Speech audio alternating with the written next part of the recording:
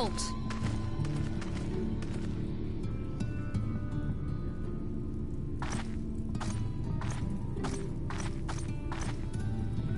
Every face in this city I know. Yours, I do not.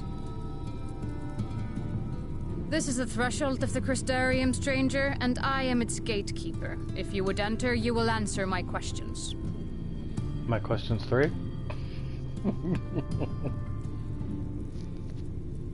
From where do you hail?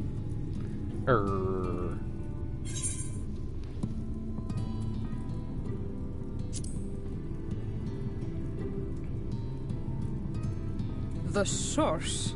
What is this cryptic nonsense? Well, if I told you, your head would explode. Had you given me an honest answer, I would not have barred your way. We care little here for a person's place of origin. But instead, you chose concealment. And I will not suffer you to pass. Oh.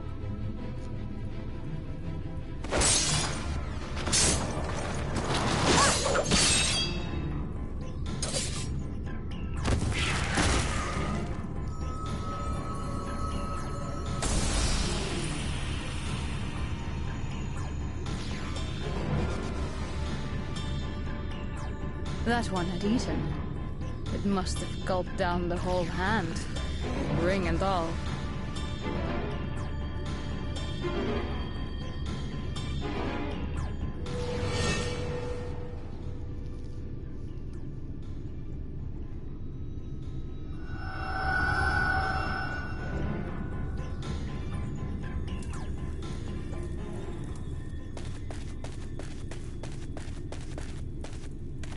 Everything all right, Captain?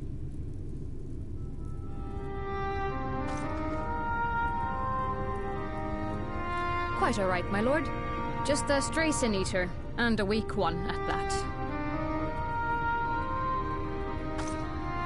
I see. Weak or not, we should be on the lookout for more.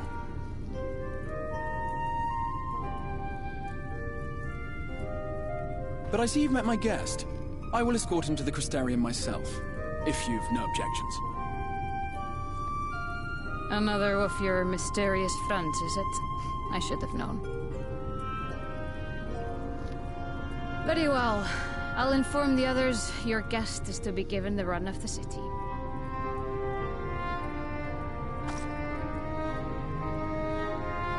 Pray forgive my less than cordial welcome. May the rest of your stay with us be a pleasant one.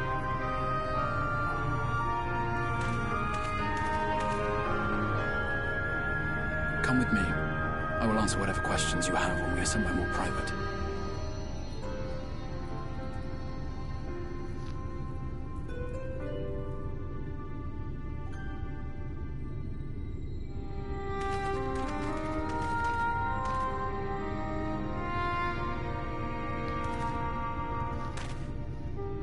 Right then, before we plunge into the wheres and wherefores, let me first thank you for answering my summons. Like I had a choice?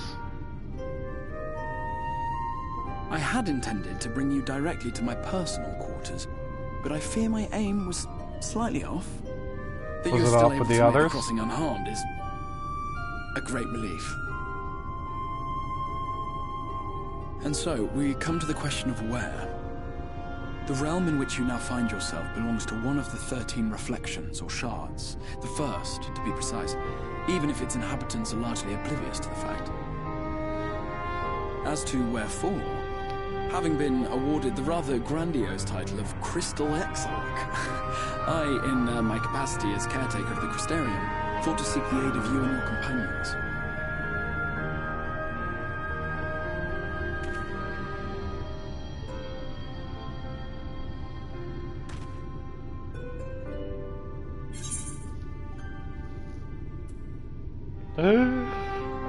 Don't give me choices like this. I would like to know if the others are here, but I know they are. Do you have any idea how much trouble you caused? An inkling, yes. I can only beg your forgiveness. Matters here forced my hand. But all shall be explained in due course, I promise you. Let us begin with the glaring skies up above.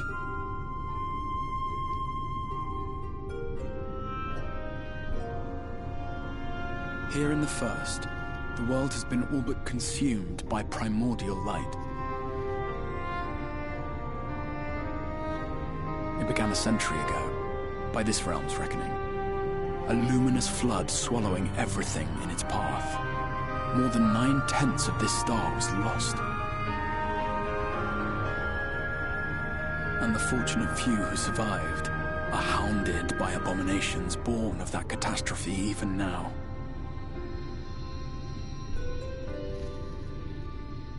Sin Eaters, we call them. The creature you saw earlier was one such monstrosity.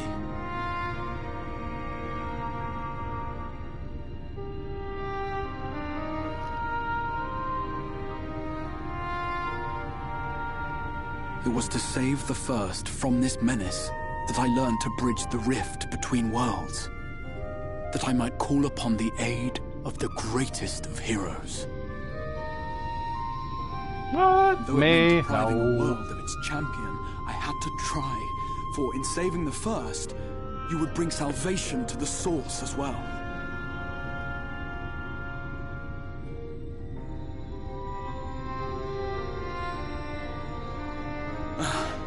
But what manner of host harangues his guests in the middle of the road? Let us continue our talk within the Crystarium.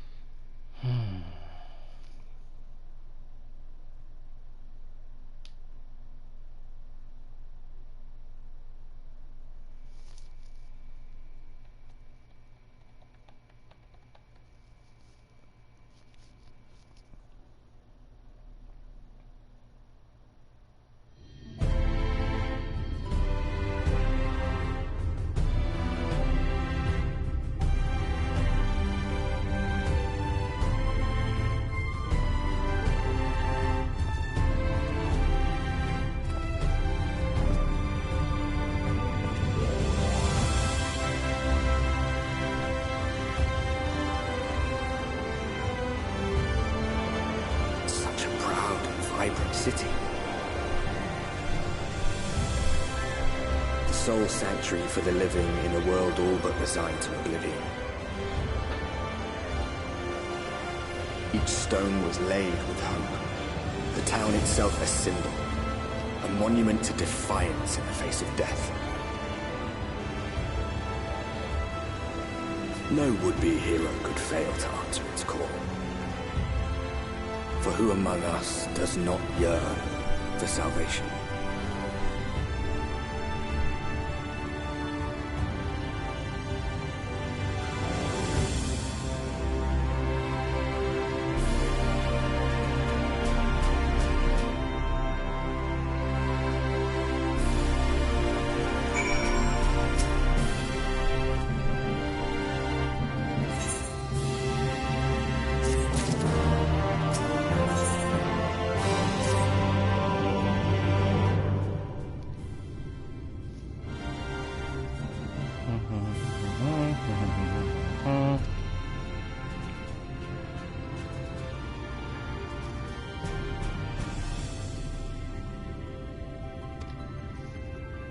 That end, and glean some of the world's predicament.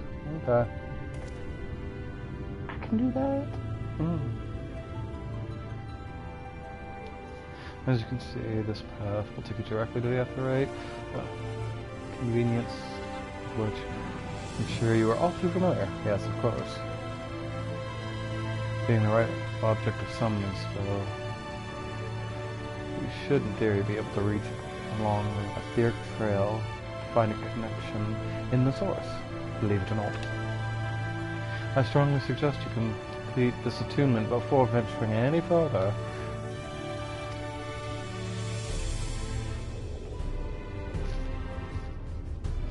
After you have done so, walk up the steps next to the Aetheryte and head to the left and arrive at the Crystal Mean. This is where you'll find our collective of crafters and gatherers, as well as spokeswoman Catalyst, one of the people that I should like you to meet.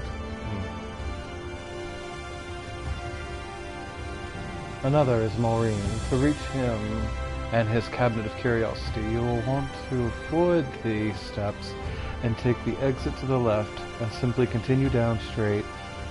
You'll come along large doors at the end of the path.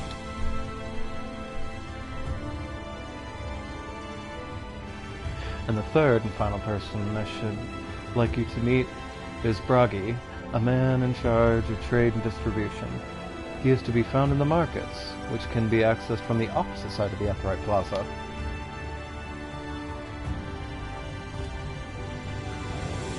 In seeking out each of my colleagues, you will visit the major districts of the city and hopefully gain a feel for the place. I trust my directions were simple enough.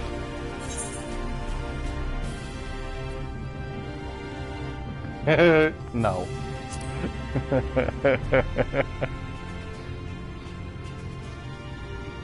Haha, very good. I concede the layout of the Crystarium owes much to the historic necessity, then planning. But I'm sure you'll learn its twists and turns before long. Yay. In all honesty, the true challenge may be in finding the right way to approach its citizens. As you discovered during your encounter with the captain, the people of this world are unaware of its existence of the other stars, and will struggle to accept your truth of origin. That being the case, they ask whence you came. All they inevitably will. I suggest you claim to share the same homeland with the crystal Eckhart. How does that pronounce? Eckhart? There's an unspoken... crap.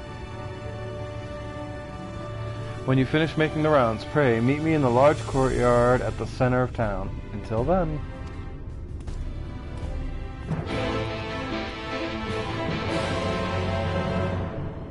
I have no idea how radiant my main would be in this place.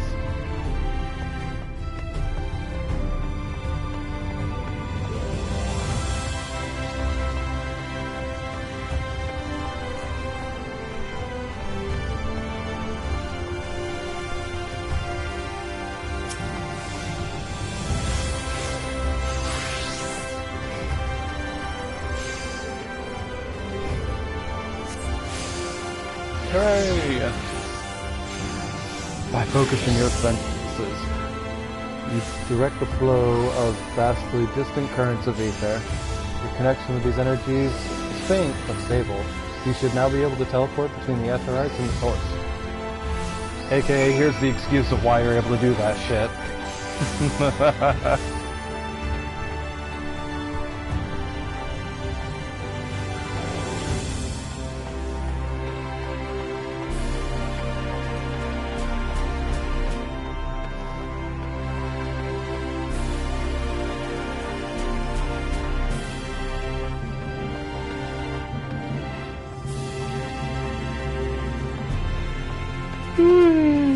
I'm not tired.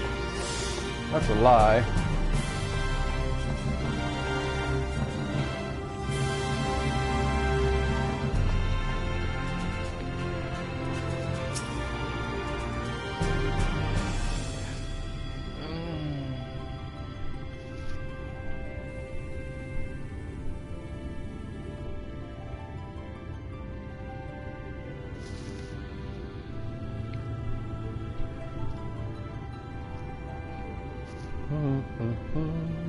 Yes, it is rare to see such a wealthful supply.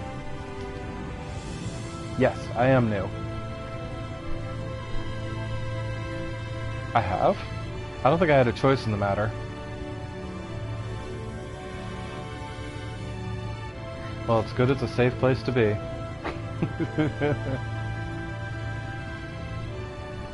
So for the most...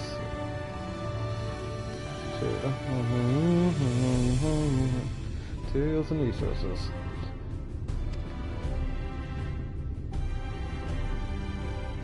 Just don't go thinking it'll all be handed out on a plate, like those Elmoran labouts.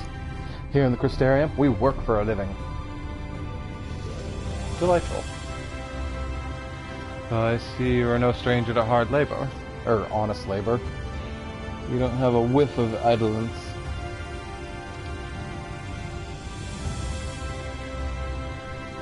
One of the Exarch's countrymen, you say? I see. So you're a freak just like him. Well then, I'll work you twice as hard. It's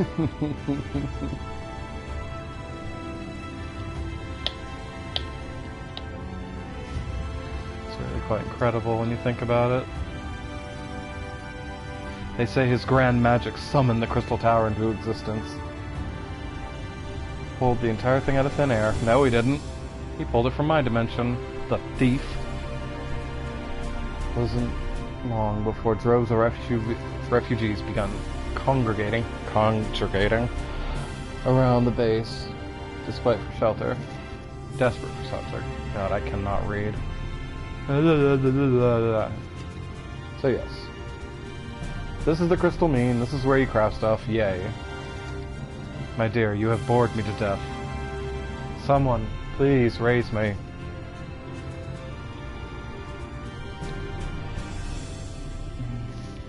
If he and you wish to remain silent about your shared homeland, then the folks here will respect that with privacy. For privacy.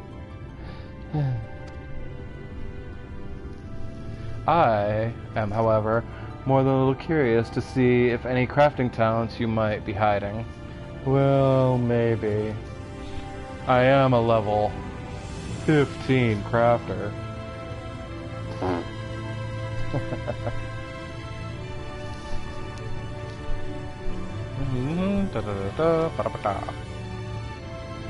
Your exchange with her has taught you the life in Crystarium.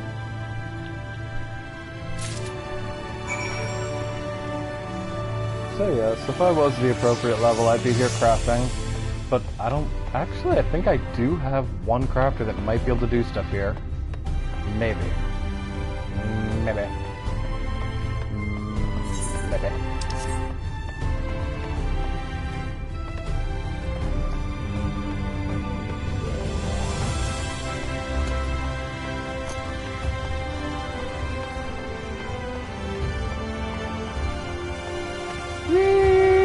Oof.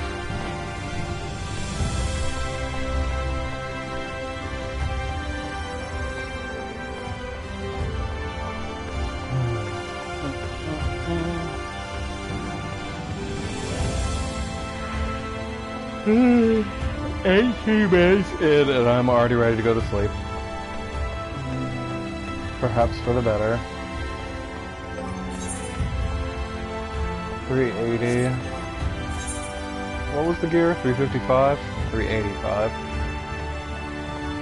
So is that better or worse? What if I just read? It's better. Ah. Well.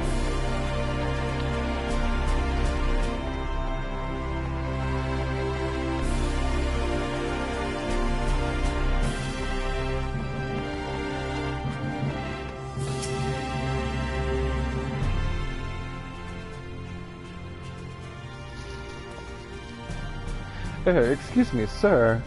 Are you recently come to the city, perchance? I'm quite familiar with our civic roles, you see, and well,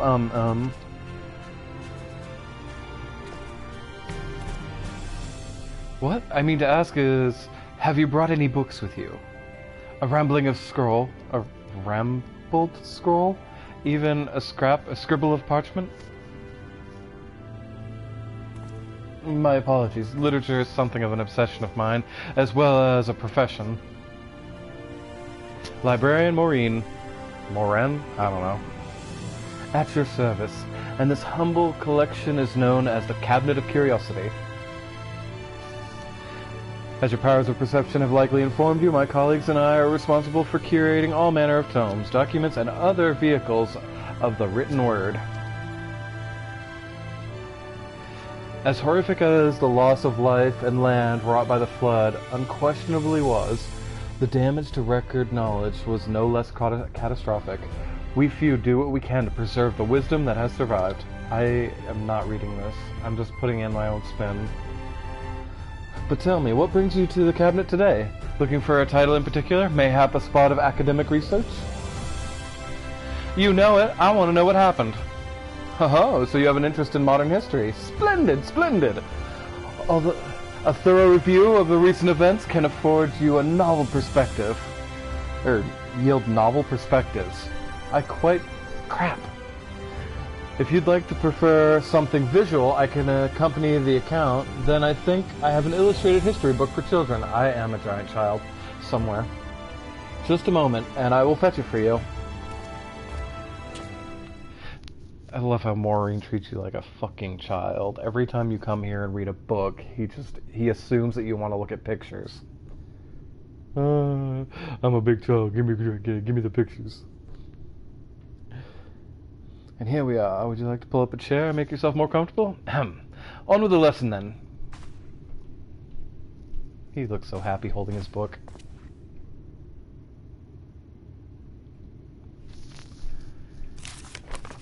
Oh my. 100 years ago, or nearly enough not to matter, villains known as the Warriors of Light slew the Shadowkeeper, the Steward of Darkness. In the wake of its tainted deed, the light began to pour into the world, as if from unseen cracks. It pooled, it swelled, without cease, until the day an enormous blinding wave rose up and swept across the star. We called this calamity the Flood of Light. Everything it touched was leached of life and vigor, leaving naught behind but a luminous wasteland.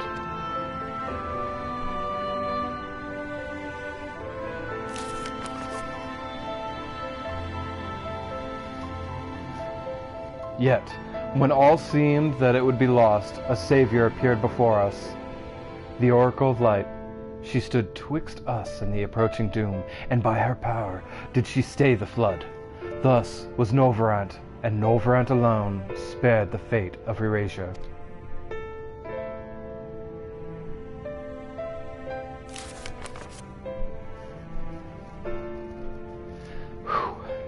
Tragedy would, however, arrive in another form.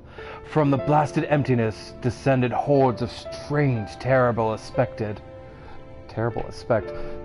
to bedevil the few folk who had survived.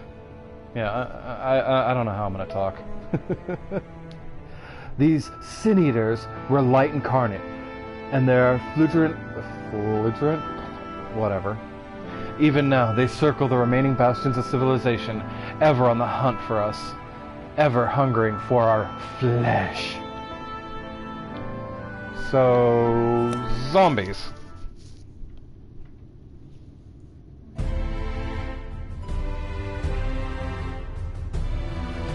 And thus did the world become what it is. Should you ever wish to hear the tale again, I would be glad to retell it for you. Or, if you'd rather, I'd speak on other matters that too would be my pleasure. I should be glad for the company of the company. You exchange with Maureen has taught you about the Flood of Light.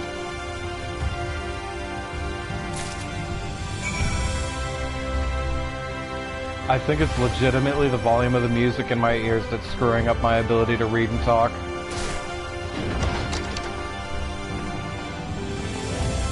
Give me 1 second to address that.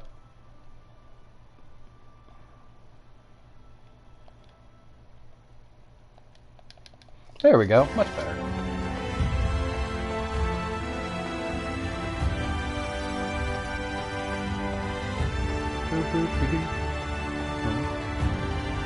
Right, that upright shard's actually above me. And I don't feel like attending to that one. Let's hasten to the markets.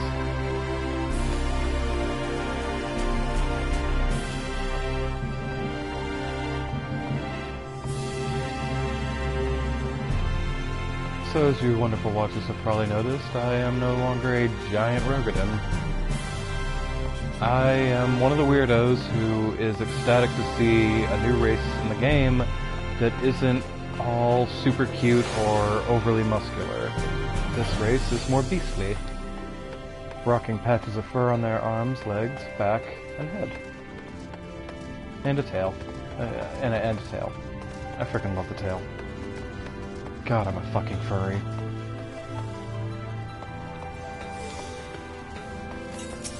But I positively adore the race.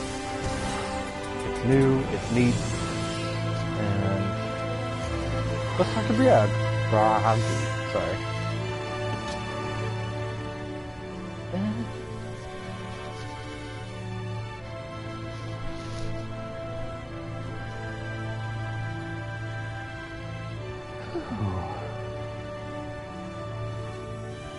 Stay hydrated. New to the city, friend. The spinning head and wide eyes give you away. Well, I only have wide eyes because I'm a cat man. Welcome, my name is Bragi. I am the master of these markets. They gave the district another official title, but I'm not in the habit of using it. Too florid in half. By half. In any case, our merchants stock a range of equipment for Ronso like you and me. So finding something in your size shouldn't be a problem. Did you say Ronso? I'm actually a hopper?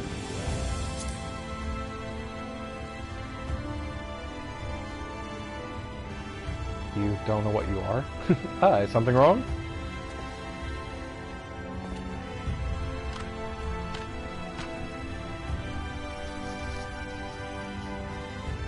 Let's see if we can straighten this out. See those two in front? The shorter one is a Hume, aka basic race. The taller one's an elf, aka magic-wielding cookie eater. The sturdy one is a Galshant, aka the big one, the tank. Whilst the one with horns is a Duran, aka the dragon.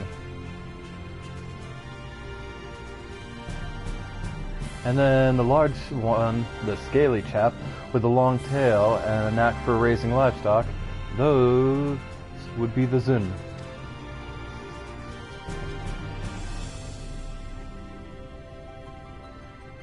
Which is apparently not the name you will know them by. Now I'm curious to know which far-flung region you hail from. Same as the Exarch. Well, that explains it. You don't get much far-flung than that. We've had a few of your lot pass through in recent years, and despite their obvious learning, they floundered over the simplest things. But not to worry. Should you find yourself confused by the local language or customs, I'll be here to answer your questions. Aw, thank you. Your exchange with Bragi has taught you about the people of the First. Delightful. Now that I know that everything is confusing. Boop boop ba-doop.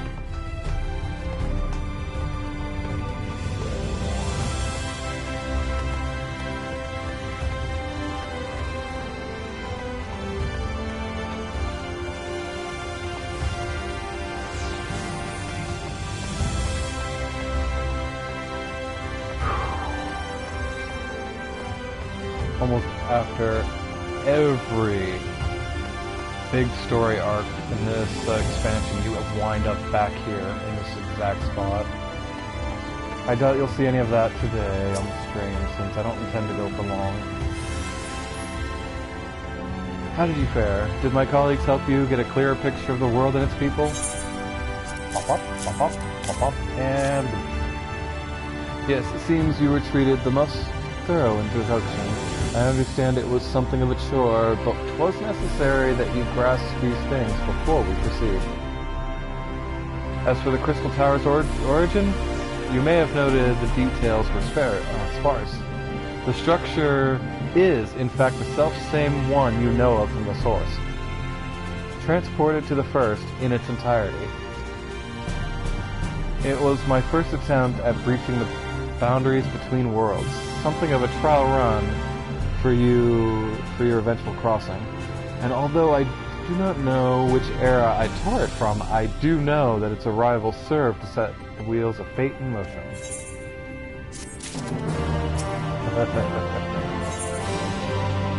You can't go doing that. You can't steal an entire tower from another world. That's not cool, man. You're done as requested and learned something of the world in which you find yourself. Now it's time I fulfilled my half of the bargain and explain what has befallen your comrades. This is a conversation I would rather have in privacy of my quarters, however. I must go on ahead to the tower and organize a few things, but I shall see that the guard knows to admit you. The tower gates lie open then? Just like that, huh? Then Gratia is? That's a reference to the old Crystal Tower quest line. You close the doors and you close in a Makote who has powers that were dated on him by being a descendant of the people that used to live here. And of course, I'm being an ass, being like, so, where's our buddy? I'm gonna say that one. I'm not familiar with that name. Is there someone I should know? I'm just gonna write him out of the story like that? An extraordinary tale, but I'm afraid I found no such individual residing in the tower when it passed into my care. Mayhap you can revisit that mystery another time. For now, I think it best that we focus on the present. AKA, you want me to be your bitch. Bitch. Go here, go do this, go do that. Such is the way of being a quester, an adventurer, a warrior of light, or in this case, darkness. Hello! Greetings, sir. The X-Heart waits within. Yes. I will enter.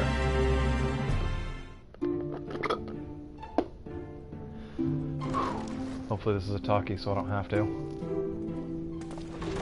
Yeah, it is.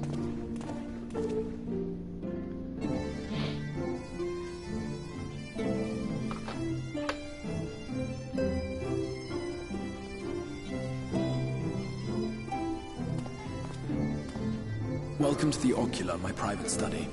We can speak here without fear of being overheard. I have much to explain, but the truths which I must touch upon in doing so would cause only distress and confusion to the people of this world. Pray keep that in mind. Now, I am sure you are desperate to know the fate of your fellow scions. Yes. To put it simply, they are here in the first. Their arrival, however, was not as recent as you may imagine. Here, time flows at a different pace from that of the source.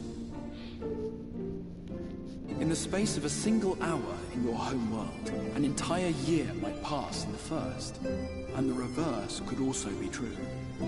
The pace fluctuates without rhyme or reason, and it cannot be predicted. That said, we seem to be entering a period of near equivalence, and thus, for the moment, you need not overly concern yourself with the passage of time. As for your companions, however, Y'shtola and Urianger have dwelt here for 3 winters, all told, while Thancred's count stands at 5. Even our more recent arrivals, Alphino and Alize, have lived in the first for almost a year.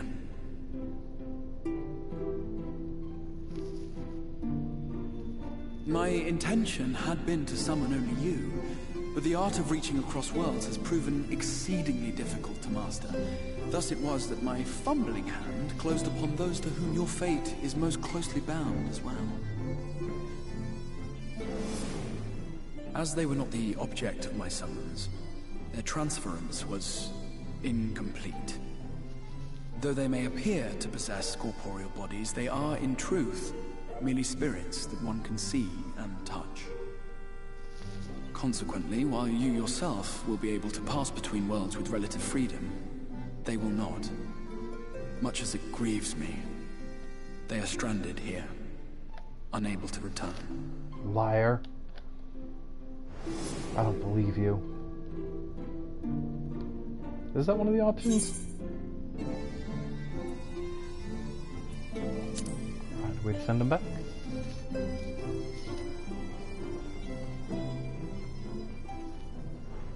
We spent every waking hour searching for a way to reverse the summoning. In the beginning, at least. As you may have surmised, however, our efforts met with little success. And then we all but abandoned the endeavor once Urianger shared with us the vision he had witnessed during his journey through the rift. Oh no. In that chaotic no-man's land between realms, time and space warp and blend in unexpected ways. What Urianger saw was the future. That which would one day come to pass. In his vision of tomorrow, the first was rejoined with the source. This collision of worlds brought about the 8th umbral calamity and the deaths of countless multitudes. Amongst those who perished, Urianger clearly saw the fall of the Scion's mightiest champion. He watched you die.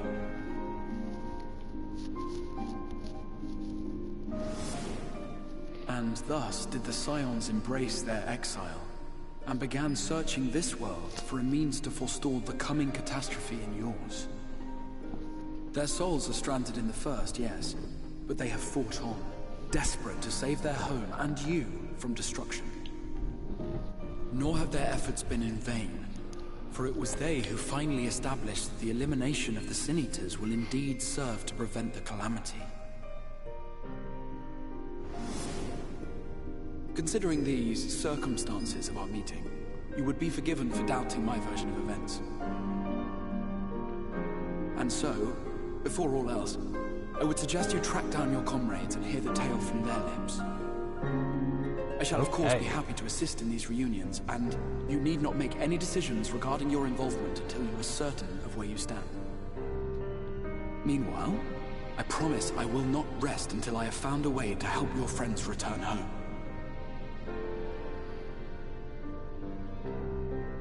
What say you? Have I earned your trust for the moment, at least?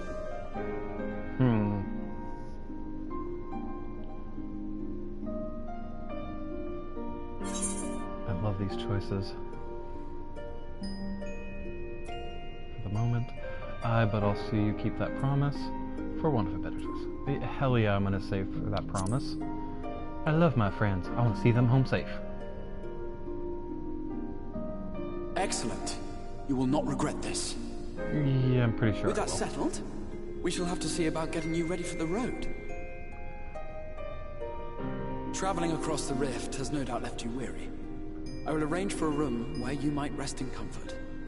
While it's being prepared, perhaps I can show you around. Okay. Another tour? I can dig that.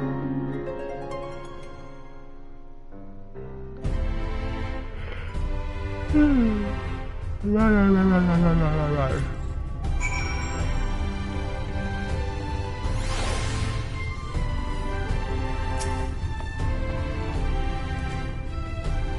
Mysterium boasts a number of residential districts, but I have been informed that a room has just become available at the Pendants, which, as it turns out, is perfect. Our path there will take us past the markets, and I was hoping to give you my own introduction of their wares. Come on.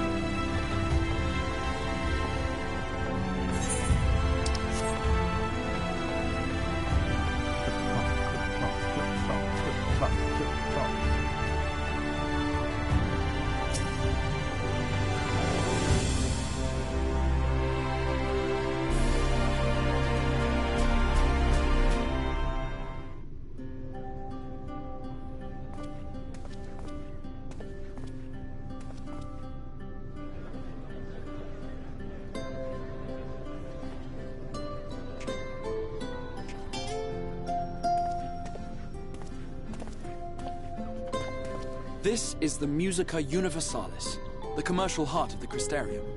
What you might need to prepare for your journeys can be purchased here.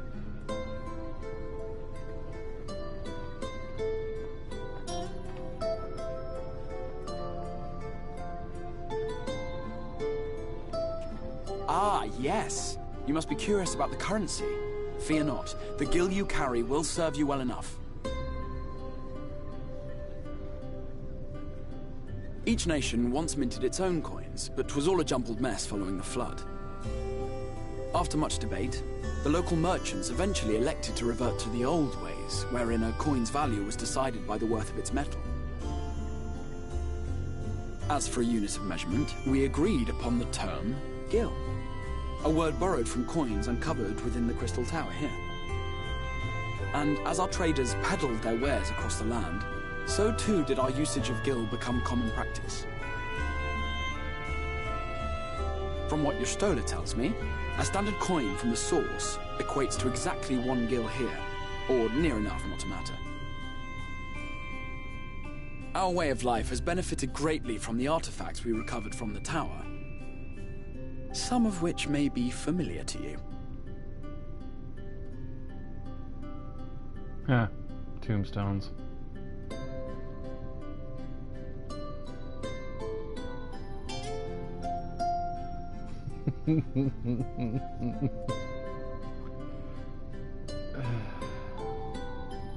No, I just don't want it. Throw those things away. But I fear it would not be practical for us to provide everything to which you are accustomed. You shall need a means to access the commodities of your home world.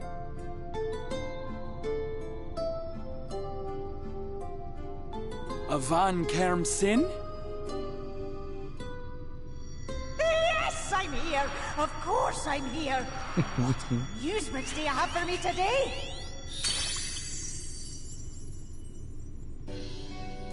My dear Feo U, paragon of pixie kind.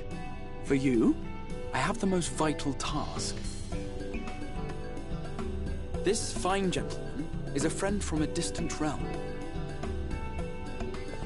And we have need of a means to ferry things back and forth from his home.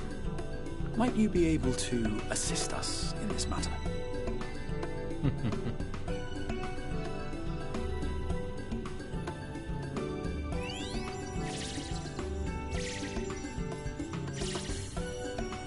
You came from beyond, didn't you? From beyond the rift? How wonderfully exciting! What a brave and reckless and marvelous thing you did! You've the heart of a pixie, you do. After careful consideration, I have decided to grant you my assistance. Make a pact with me and the fun can begin. But answer me this, traveller. Did your garments come with you when you crossed over? Your teeth? Your nails? Well, I lost my nails. Oh, my teeth are here. Just as I thought! Then you've a good stout connection with your home through which all your belongings, great and small, may easily pass. From this moment forth I will be your Isne Fis, and you my Snay Yak. Like the branch which sprouts from the sapling, our bond will flow unbroken from one to the other. Raise your hand.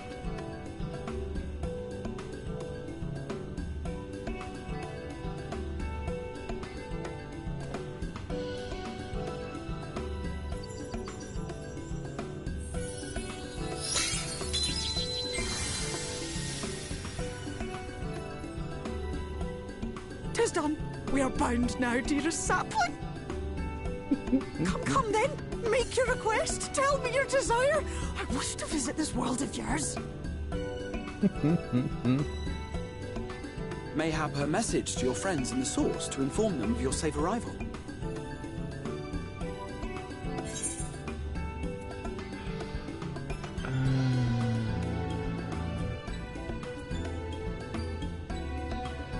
It would be funny to mess with Krill, since Krill's not a pixie person.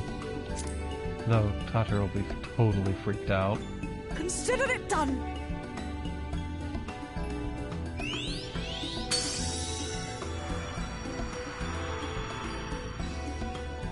As you heard, that was Feo Ul of the Pixies. Their kind possess an affinity for magic akin to that of arcane beings.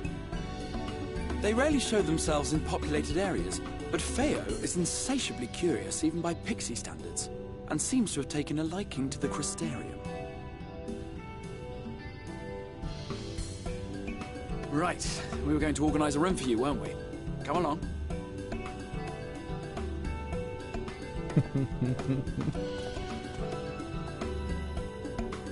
Waggle, waggle, waggle, waggle.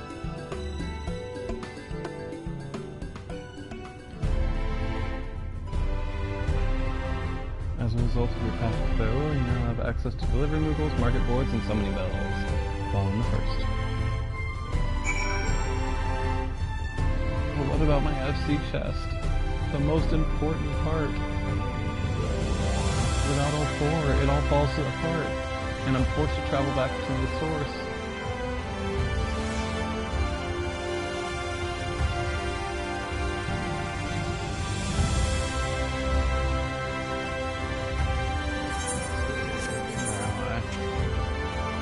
Over there. So tune to the markets first, since they're right here. I won't be side-fassing very much. I'm going to be focusing mainly on story with this character, since all my time I want to devote to my main. I'm going the wrong way.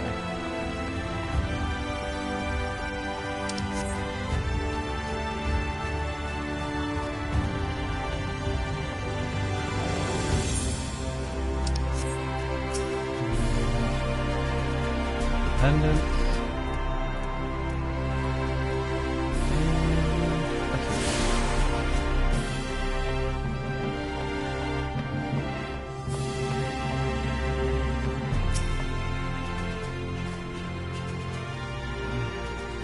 I hate when people line over top of NPCs. Ah, there you are. I was just finalizing the matter of your accommodations. You'll have a private room here at the Pendants for the duration of your stay, to make use of as you see fit.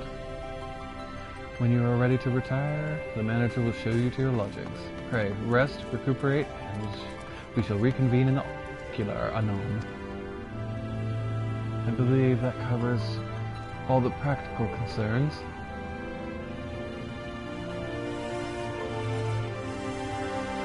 Thank you for answering my call. We are denied the comforting blanket of night, but may the peaceful dreams attend to you nonetheless.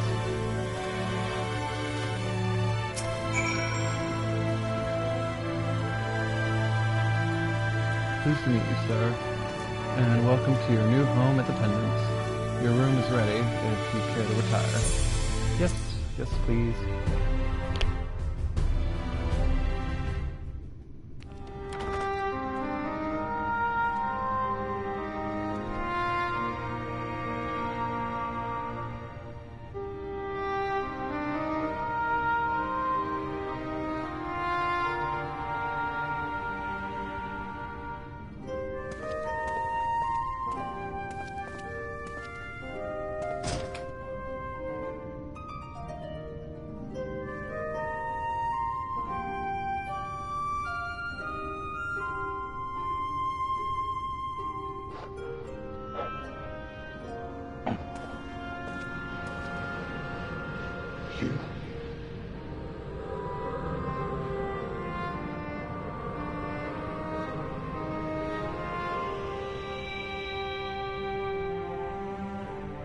I know you.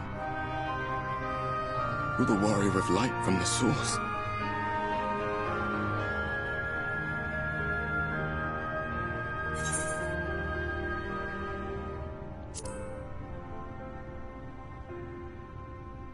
What?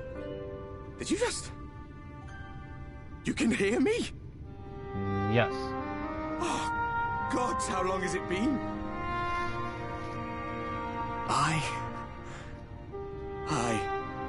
That was what I called myself in your world. The Warrior of Darkness. My real name is Ardbert. I used an alias in the source. A daft one, looking back. If you recall my tale, It was my comrades and I who caused the flood. Yep. We thought our home doomed. And so we listened to the Ascians. Let them guide us to the source, and tried to hasten their goddamned ardor.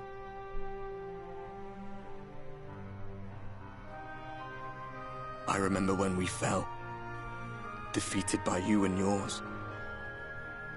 I remember our audience with Minfilia, how she listened to our pleas and returned our souls to the First.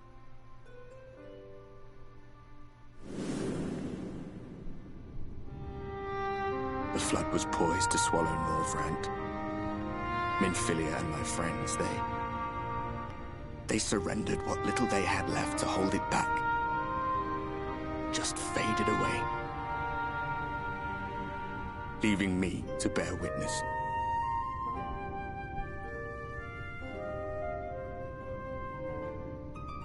Tell me, do you know the year? How much time has passed since we caused the flood? Lucky for you, I just had a history lesson.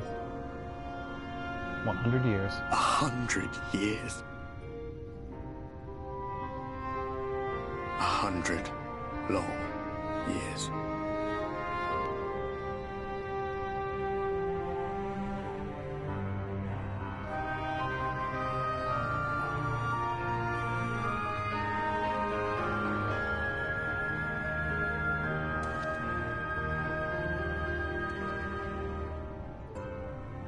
My hands find no purchase. My gestures catch no eye, and my pleas, be they whispered or screamed, reach not a single ear. I am a shade, cursed to do naught but drift.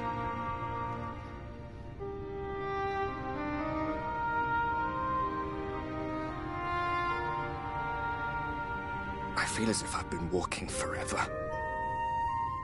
I hardly noticed when my mind and body began to fray at the edges. Then bang!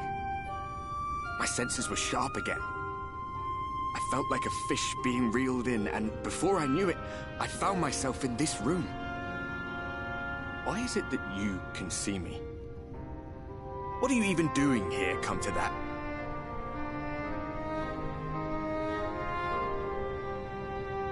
I'm here to save your world, baby.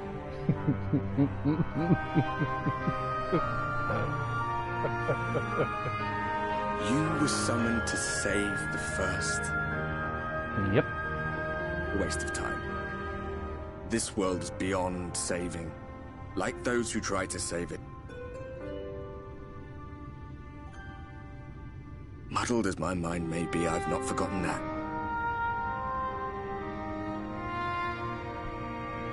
But if fate has brought me to you, the one person in this God's forsaken world who can see and hear me, then perhaps there is a reason I endured.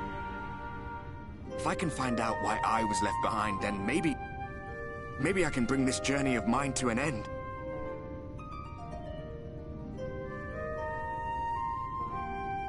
Well, I'll be watching, Warrior of Light. Great. Just what I need. Another But do spirit me a lingering favor. over me. Be careful out there. This world has had its fill of heroes.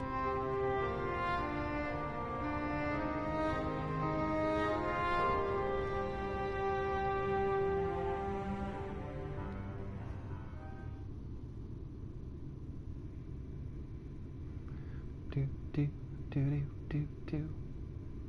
Pull up the sheet, man. Come on. Just laying on a bed without any covers? That's no fun.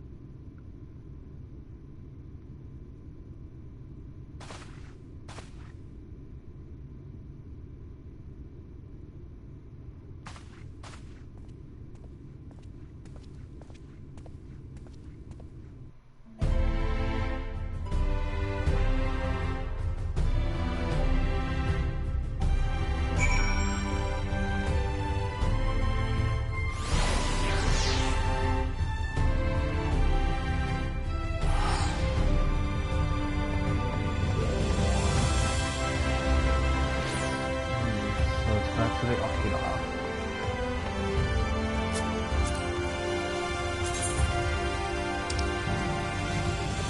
feel like this minion, you can poke it and it does stuff.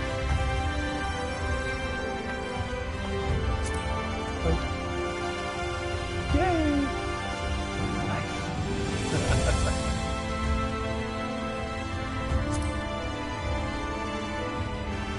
Nope, nothing that time. So, I attuned there, I haven't attuned to the Rookery or any of these other locations. So I'll hit those later. And I believe I attuned to the Docile Gate. If I haven't, I'll do that now. I think I did. Oh gosh, I'm getting old. I can't remember. By the way, I'm nearing the end of the expansion on my main, and the voice acting kills me. A lot of the characters have very thick English accents, and 2 of them have very Cockney accents, and it is a delight. I did attune to this one. Delightful. Good. That means when I go to do some flying out, I'll be able to attune to the others. Let's see if any of my information's open yet. Nope.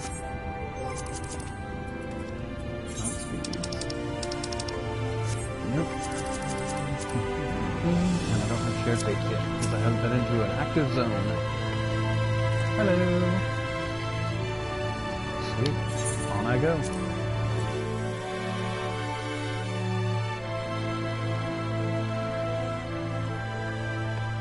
Hello!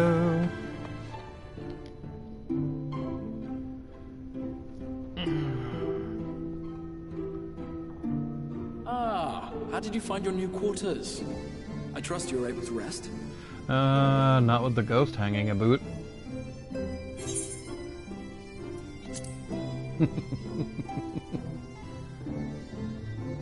I was not aware the room was haunted, and you were rather tired. Well, should you receive another visitation, be sure to let me know. Now, let us return to the subject of the Scion's whereabouts.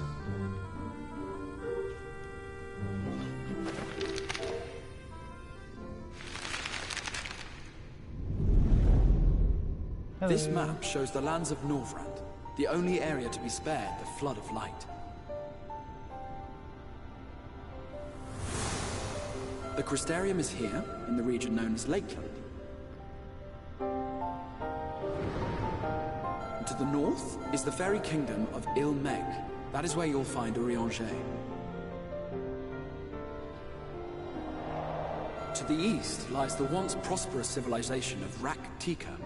Your Stola is stationed there, in the heart of the forest. Alas, neither location can be reached without considerable difficulty. As such, I would suggest you first seek out one of the twins, each of whom is stationed but a short flight from the Crystarium. Yay. Alphino is on Calusia, an island off the western shore. It is home to a city called Yulmore, where the rich and privileged while away their days in idleness. For his part in furthering our cause, Alphino journeyed there to meet with the citizenry and forge alliances. From what I hear, he has since kept himself busy gathering information around the main settlement. Alize, meanwhile, traveled south to the arid wastes of Armareng. They lie upon the very edge of the inhabitable world, where the flood of light was halted. Those who dwell there live in constant fear of attack by the Sin-Eaters. In contrast to her brother, Alize felt that her energies would better be spent learning about the enemy, and thus she sells her services as a guard, both to hone her skills and gather information on her foe.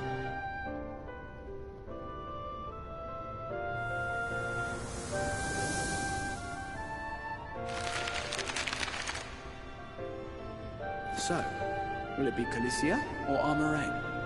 It matters not which you choose to visit first. I'm Simply down for inform it. me once you've made your decision, and I will see to it that you are provided with a suitable mount.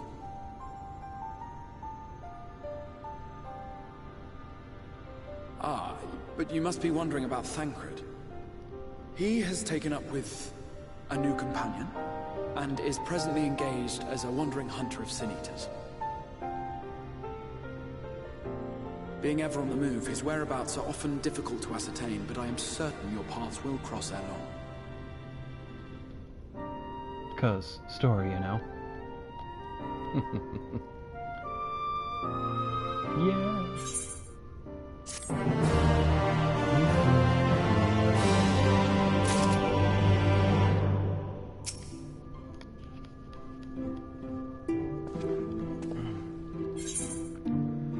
In search of Alfie. Yeah. You'll visit Alpha on Kosha then? Excellent.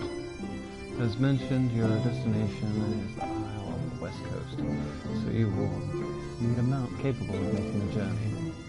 Here's a letter of introduction presented to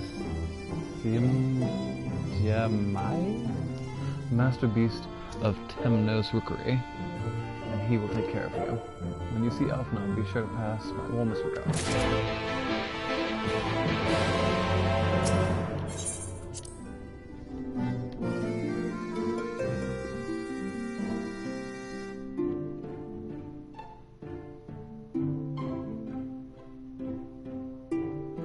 If you come here looking for a story about happy little elves, might I suggest another YouTube channel?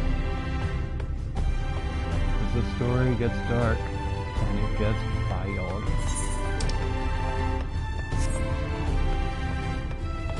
It's incredibly depressing.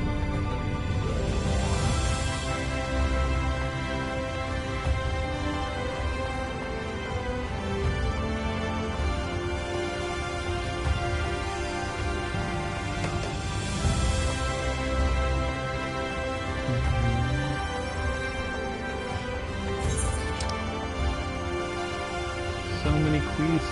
I'm gonna take them all. I refuse. Don't do it. You can't make me.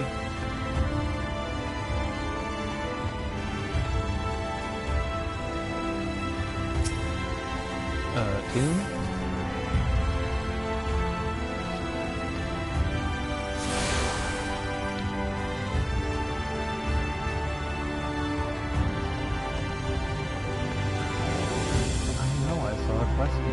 Oh, right. It's up there.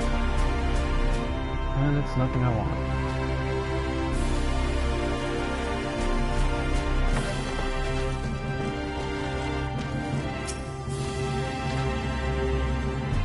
Your faces amused me. What business do you have in those three?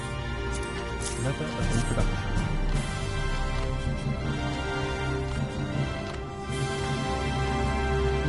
Signed by the FFXIV, the last one. I can provide you with an armor and passage to Kalusha. I will pick out our friendliest whelp. An armor? Not a chocobo then? A chocobo? Do you hail from one of Norgrand's more isolated settlements, perchance? I hear there are a few places while I ride here in the first area.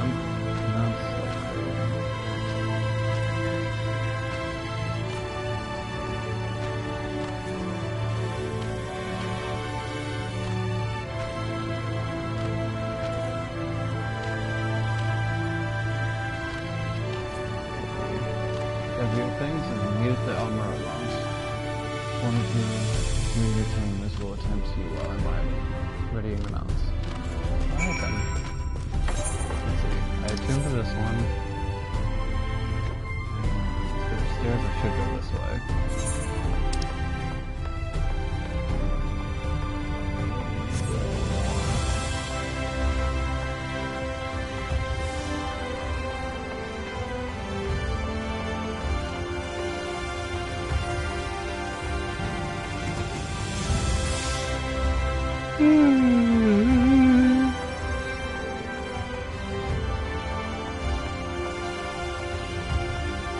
This is one of my only characters who is actually have reduced shadowbringers other than my name. The only other one is like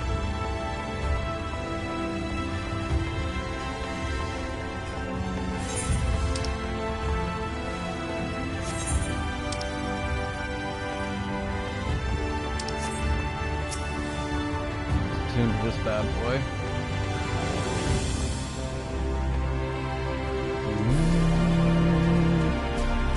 Yeah.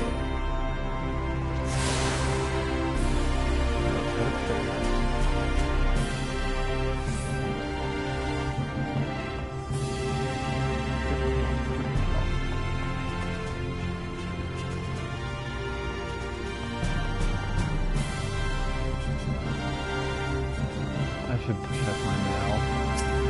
I wonder what those items are. Oh, I know what it is. It's my stuff from the pre-order and my stuff from... Oh, that's interesting. Alright then. Chocobo feathers can go into my inventory.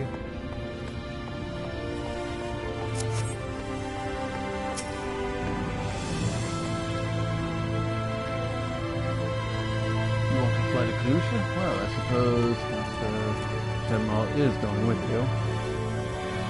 Wait here for this message to be along shortly. You can now travel between here and Fuchsia. Sweet. You can now use your Ever Compass to assist with other locations. Currents.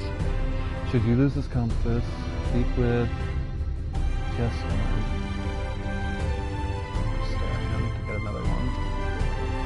Oh no!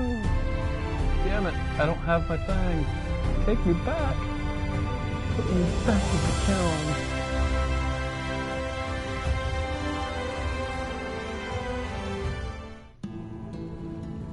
The whistling breeze, mute.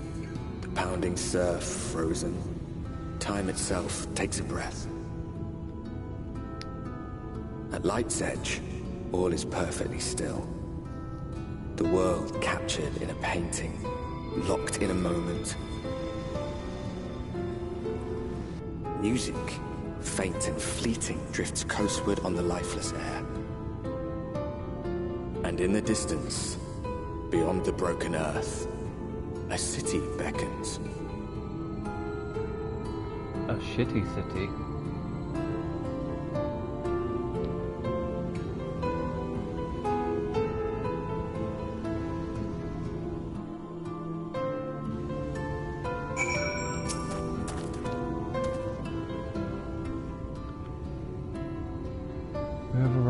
This is Crackshell Beach, on the eastern coast of Galusha.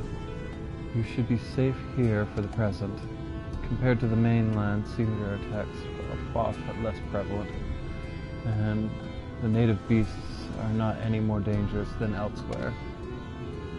It is the people you should be wary of.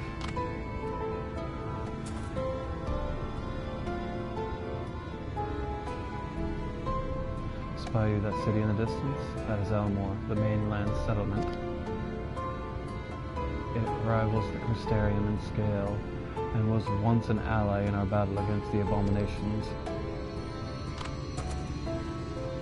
For years, the Elmoian elite have fancied themselves the master of what remains of our broken world. They have gone as far as to offer the leaders of other settlements their protection, if we bend the knee. But to say their ideals are questionable is putting it mildly. The Crystarium is one among many who resist their heavy-handed authority, and while we are not at war, our relationship with Elmore is strained at best. It may be wise to conceal your ties with the Exarch during your stay here, especially in the vicinity of the city. Exarch? I'm glad we understand each other. Now, the Exarch has instructed me to divulge a secret that should make finding your friend a good deal easier. Listen closely.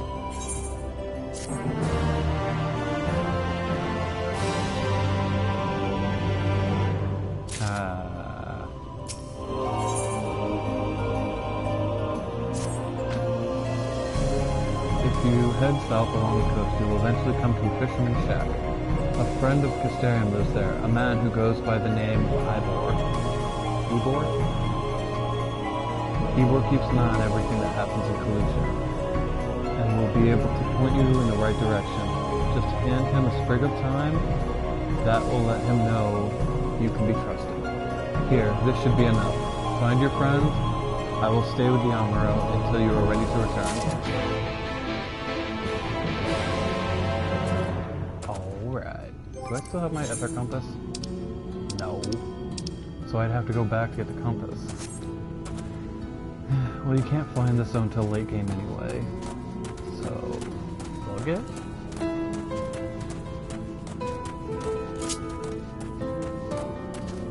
Let's be sneaky. Not that these enemies are hard.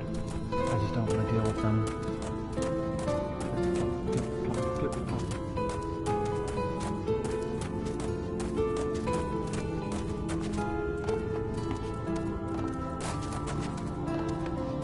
They added so many referenced enemies from previous games in this expansion, as par with all others expansions. This time around, the hobgoblins are not directly from a Final Fantasy, but what they look like is based off of an art style that was used for goblins in another game. They look more like the art than the actual in-game sprite, but it's definitely them. They have that Amano style.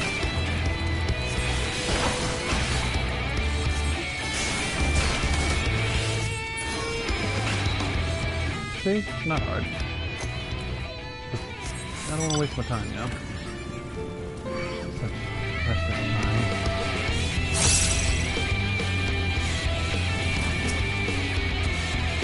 Oh, a Runso. What are you after? Fish? Crab? I think I've got an eel in a barrel somewhere if you have a taste for them. Take time.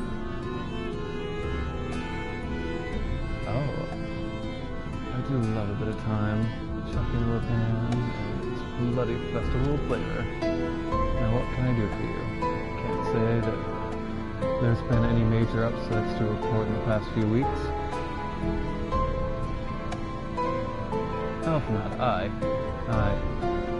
I know the one, the young champion of the downtrodden. Almost richer than all of Northrop put together. But it's different stories for them as they live outside the city. Most spend every waking moment just trying to stay alive, which makes your friend's dedication to helping others stand out all the more. I can hazard a guess as to where he is now. Get a message to him? But you'll need somewhere quiet to meet, away from prying eyes. Make for Stilltide. That's the fishing village just up the path there.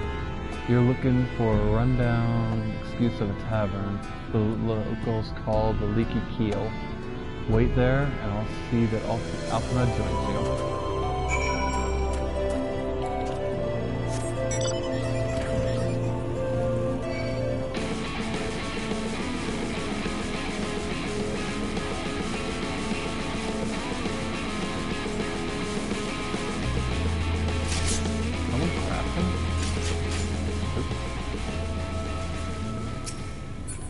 Hello, that's alright.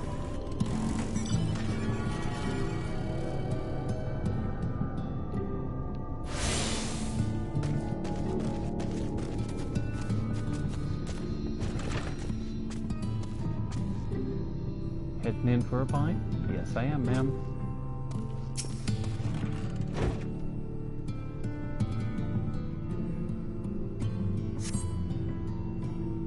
This is your first time in the tavern. It's customary to buy a drink if you mean to loiter.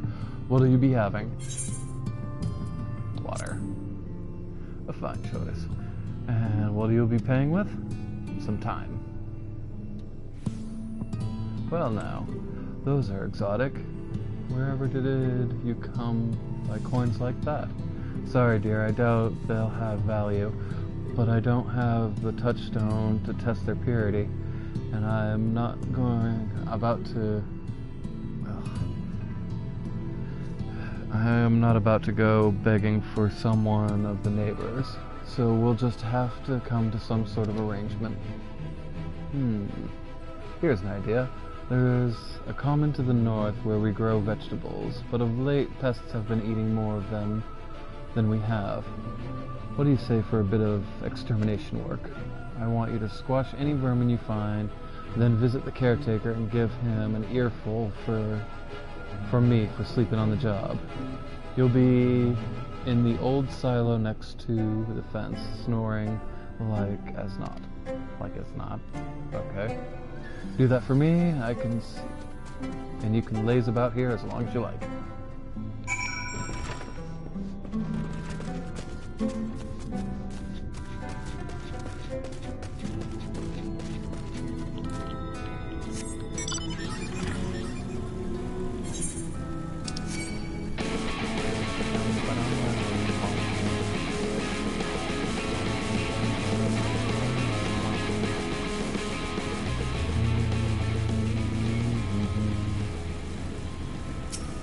Lighted crawl. Test.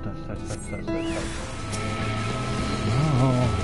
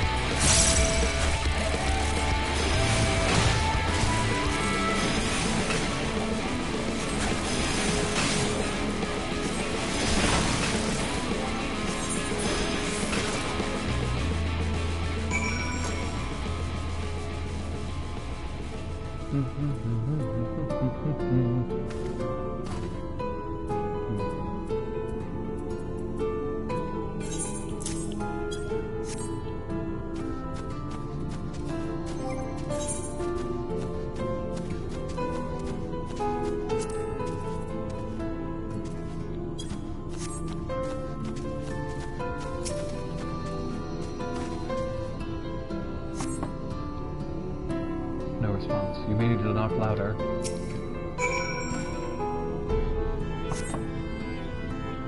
No response. Perhaps the occupant is hard of hearing.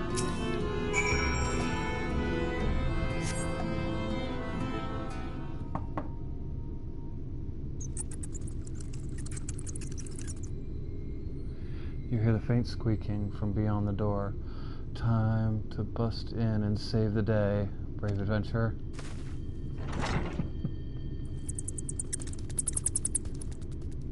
No one's home, judging by the lack of furniture. They haven't been for quite some time. The gnawed scraps of vegetables on the floor suggest rats have taken up residence in their absence.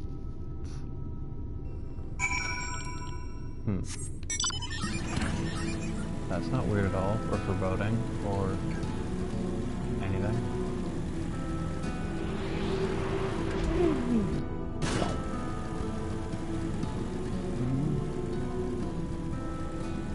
Back to the tavern.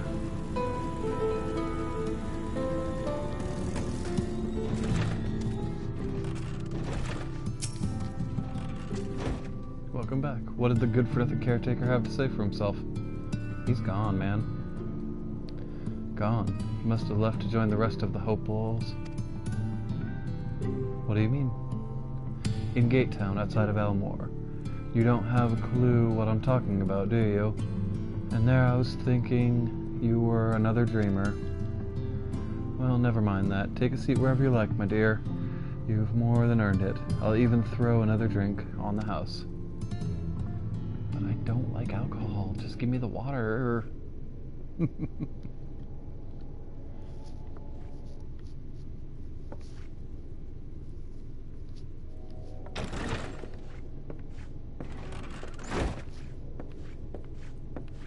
And how is business today, Mistress Theva?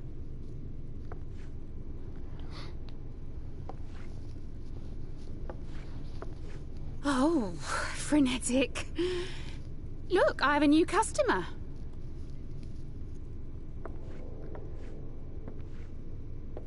What's up? You miss me? 'Tis good to see you, my friend.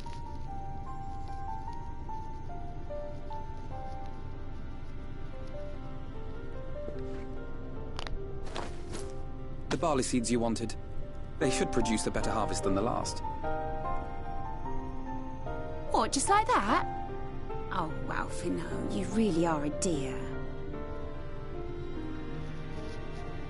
Well, I'd best be tidying up some of those empty shacks before the pests move in. Keep an eye on the place while I'm out, eh?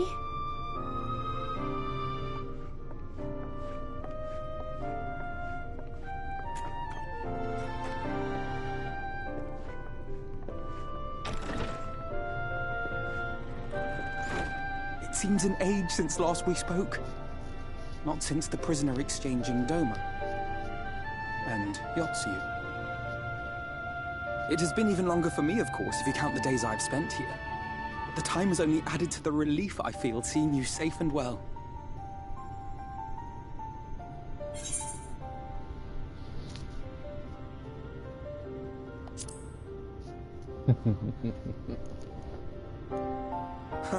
Alize said much the same thing.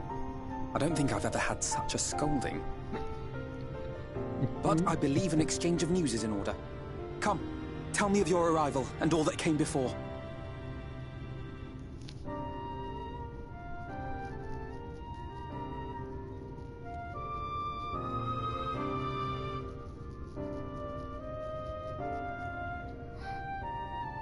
I see.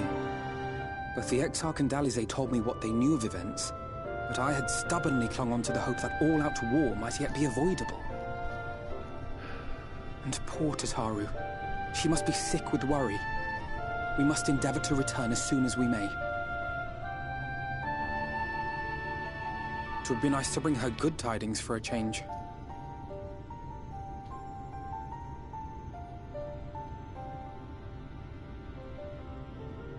But before we bid this world farewell, we must first ensure that it is not rejoined to the source. We must prevent the 8th Umbral calamity. Urianger's vision of the future has, I fear, every chance of coming true. By his description, the catalyst for the calamity was a formless and deadly weapon employed by the Garlean Empire. Speak none other than Black Rose. Which can only mean one thing. Black Rose. Gaius was telling you the truth. When we were on the trail of the Ascians, we saw evidence that the gas was being manufactured once more. Gaius was adamant that the project had been scrapped. But so long as there are wars to be waged, there will always be those determined to win by any means. And thus simply destroying the existing stores of Black Rose would do little to alter fate's course.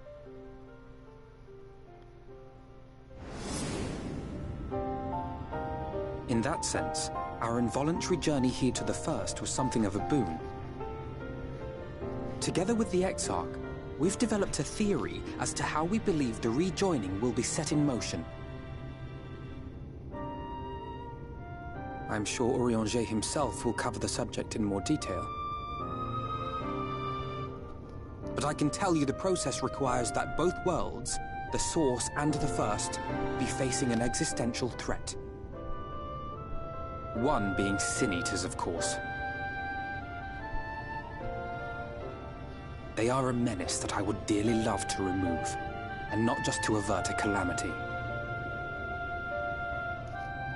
I may be a stranger to this world, but I will not stand idly by and let innocent people be slaughtered.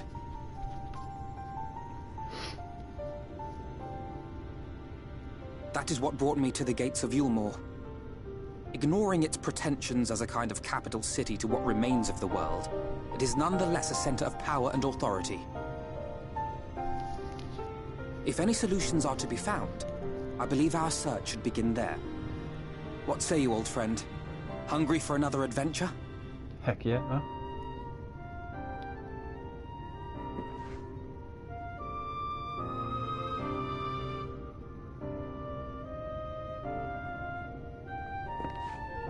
And so we take to the road once more. Oh, Alfie, you're just happy to be hanging with me again.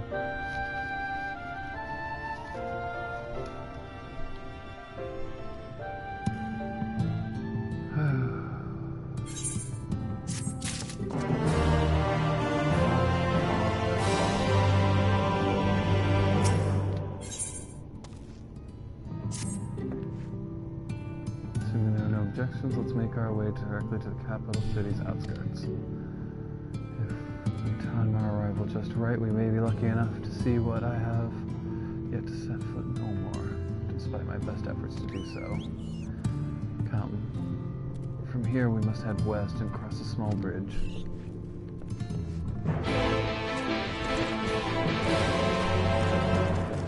Quests! Quests! Oh no, they're like herpes, popping up everywhere. Bastards. Ah, nice.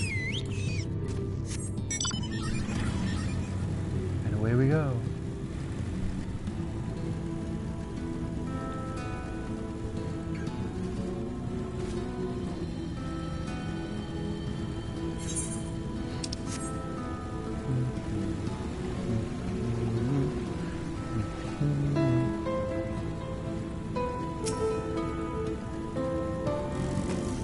Hello. This seems peaceful, does it not? Almost familiar. I had a similar impression of the Coastarium. Even in this distant world, people are much the same. To think that whatever coin they struck on the source, a reflection such as this one, with all its culture and history, was being erased from existence. No, get away from me! Excuse me, goodness, how rude of me. Over there! Quick, someone's in trouble.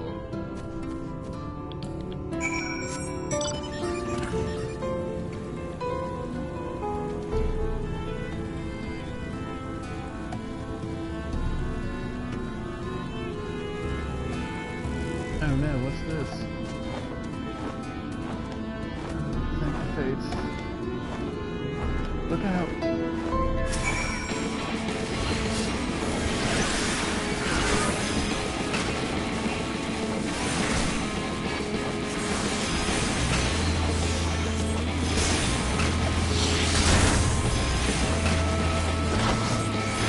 Is my damage that bad?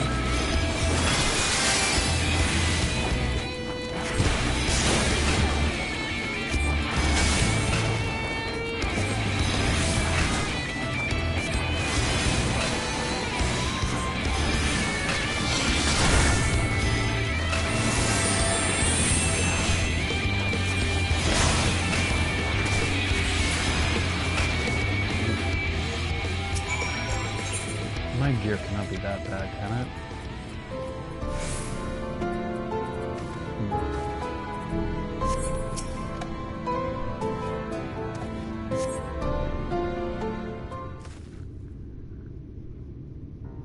My poor heart. Thank you, young sir. There you are. In my haste, I lost my bearings, but I see you have the situation well in hand. Fine work. Are you all right, madam? Just a few bruises from where I fell, nothing compared to what was in store for me before this brave soul come to my rescue. I honestly thought I was done for. My feet are not as swift as they once were, and I knew there was no one left here to hear my scream. Not that I let that stop me. Sigh, I could probably leave my old house behind and queue up outside of Ulmore with the rest of them. Doubt those fancy lords and ladies would welcome an old crone like me. Still, even a shack near the gate has to be safer than staying here. One would hope. Either way, I suggest you avoid wandering alone. At least you make the Sin Eater's task any easier. Thank you again. You saved my life. Now, I'm sure a strapping lad like you has little to fear. But I won't linger long. There's naught to be had but cobwebs and memories.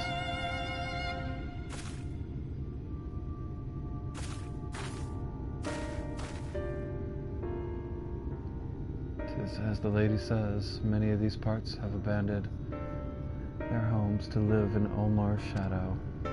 Should the Sin Eaters descend upon this region, there would be precious few with the strength to fight them off.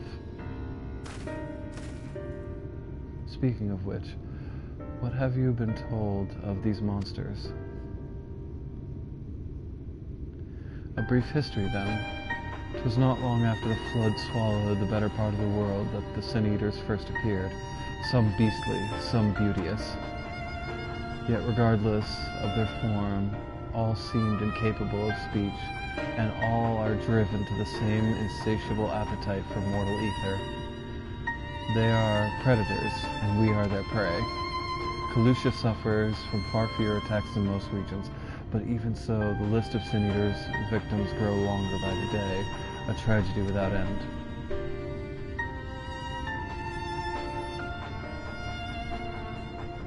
Still, we have won a small victory this time, at least.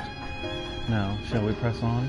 We need to return to where the road forks, and follow the path that leads west.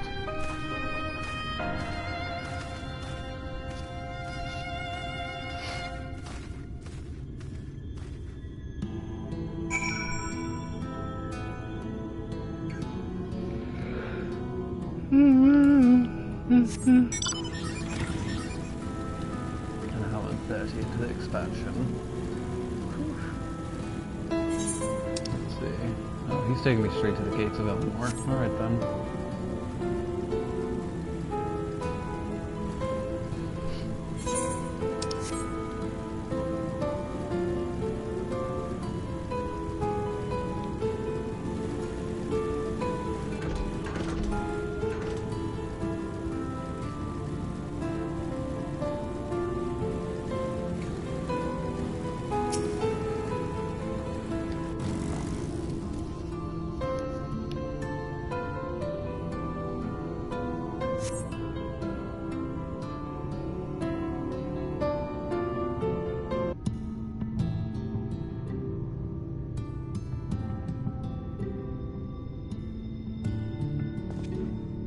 That gate up ahead is known as the Open Arms, and Ulmore itself lies beyond. This, meanwhile, is the aptly named Gate Town, the dwelling place of the many desperate souls who hope to be chosen to live in the city proper.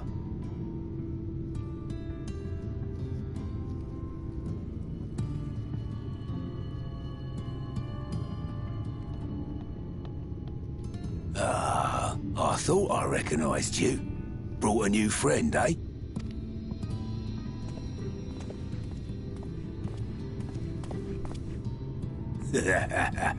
I'll bet you got a trick or two up your sleeve. Maybe even 3. Care to show me? He's not here to compete. Leave him be. What? I was only making conversation.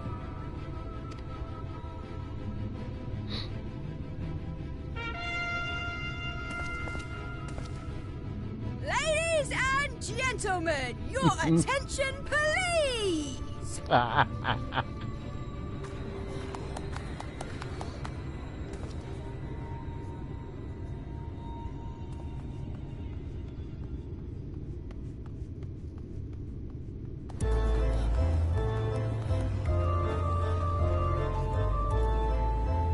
Greetings to our hopeful petitioners, one and all! Ulmore extends its warmest regards. Let it be known that a lady of distinction wishes to dine on fish divine. We seek a master culinarian who can guarantee seafood perfection. Dazzle the matron with your delicious dishes, and life in the city will be yours to enjoy, even on days when fish is not on the menu. Who among you will answer the call? Name yourself or another. We may not at all.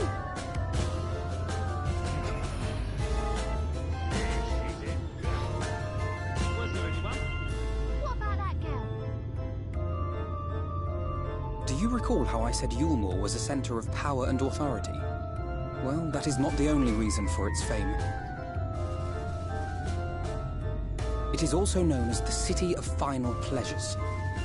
The noble and the wealthy who survived the flood gathered here to live out the rest of their days in decadent abandon. A poor man could sooner pass through the Iron Needle than Eulmore's gates. The only way the common folk can enter this perverted paradise is if they fulfill the whim of one of the privileged, and so they are picked over like market produce.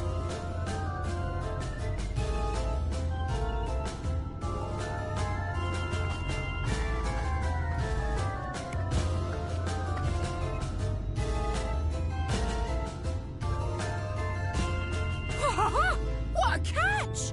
We'll not be throwing this one back. Having seen your all-too-obvious charms, we welcome you with open arms. Come, join us in the City of Splendor and live out your life in an ecstasy of endeavor.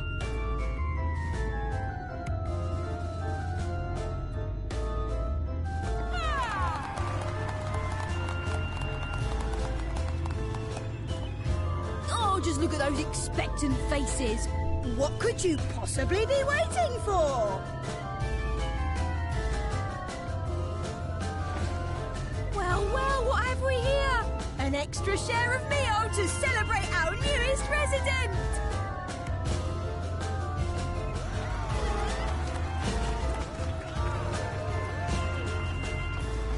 For you! Ah, lost! Enjoy! Thank goodness. Meal is a foodstuff which Eulmore routinely doles out to the people of Gatetown, and apparently a staple for its citizens as well. Many here rely on it to survive in these times of scarcity, yet the whole arrangement just seems... Fucked up? well, let's just say it leaves a bad taste in my mouth. Oh, no shit.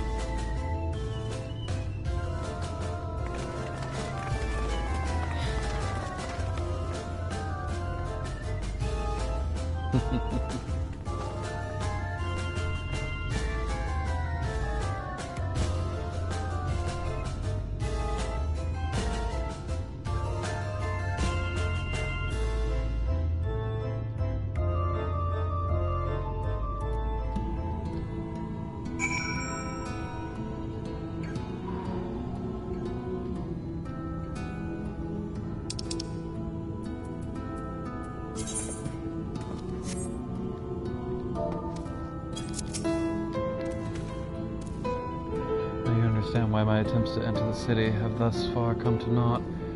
The dubious privilege of residency must be won via a contest of ever-changing rules. They say this policy has been in place for the past 2 decades, ever since Elmore's current ruler came into power.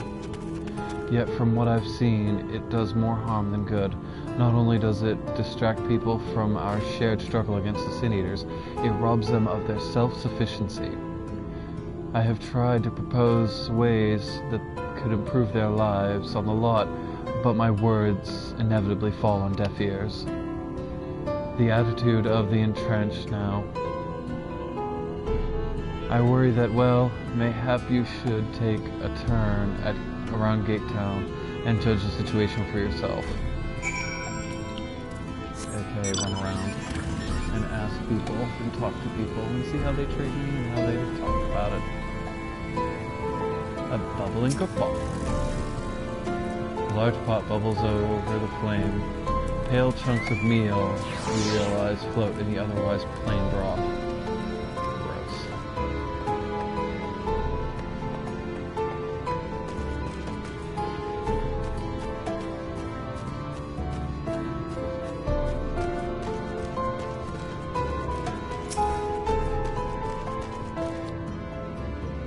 Look at it. Can you imagine a more beautiful city?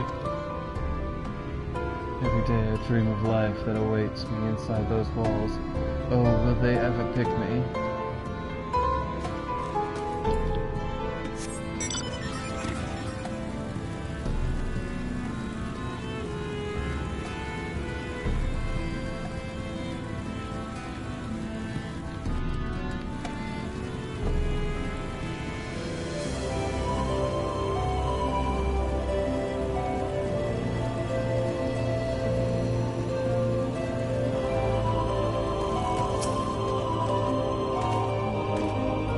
Still here, are you? Can't blame me for wanting a slice of Elmore pie. If you ask me, you should ditch that sour-faced brat and make a home for yourself here. Gate Town's not much to look at, but at least it's safe. And the meal is the best thing I've ever tasted.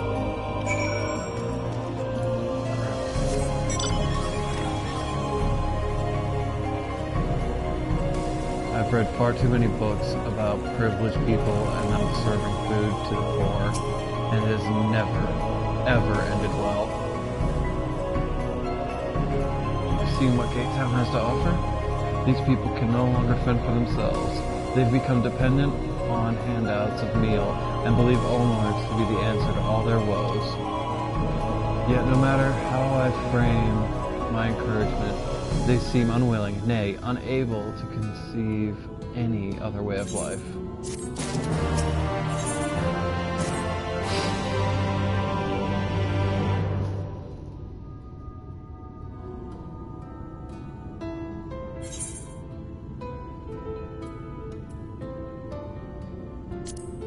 Disapprove? Disapprove? It frustrates me, certainly. That is only the part of it, though. The whole situation makes me uneasy. Not that it matters, however unjust the system seems to me. If these people claim to be content with their lot, it is hardly my place to criticize their choices. But take that elderly lady you rescued. Does it not seem that those who have chosen to forego Elmore's largesse are doomed to suffer for their independence? In the end, they are all but forced to seek out refuge in Gate Town, and so hamlets and fields across the island are left empty and unattended, hastening the region's descent into ruin. Nay, I'm not convinced that Elmore's generosity serves the better interest of the Coalition people.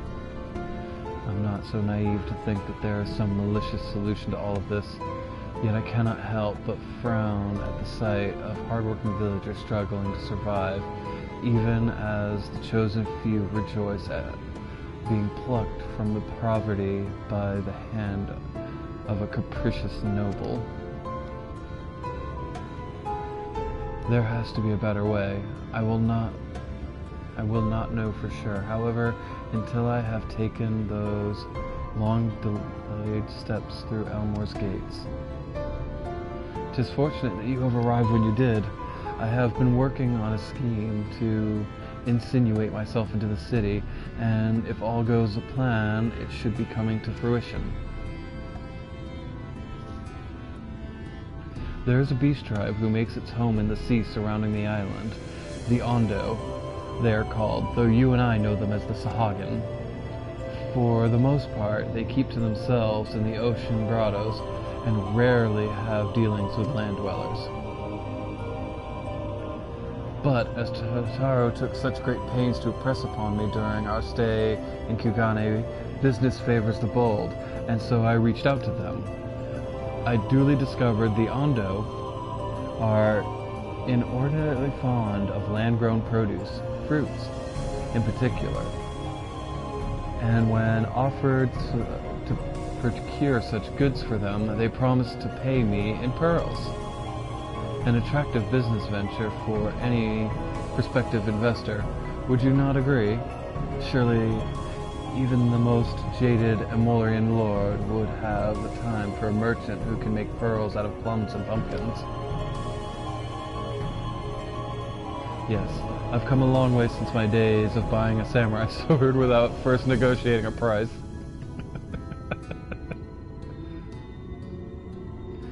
My appointment to the Ondo is due to take place in a few hours. I just need to collect the produce and meet them on the shore. Might you help me make that exchange? Heck yes. Excellent. I shall be glad of your company. First things first, then, we must pay a visit to Moshamoa, the supplier in Wright. Come, it is just northwest of here.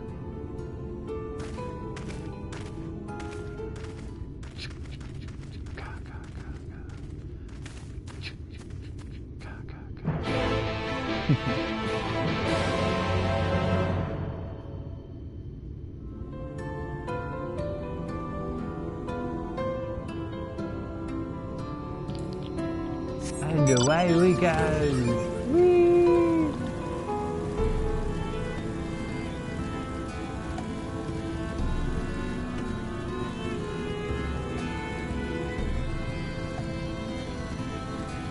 Across the sprawling fields, heading to our next destination. Is it on the left? No, it's on the right. I know, terrible, terrible, terrible.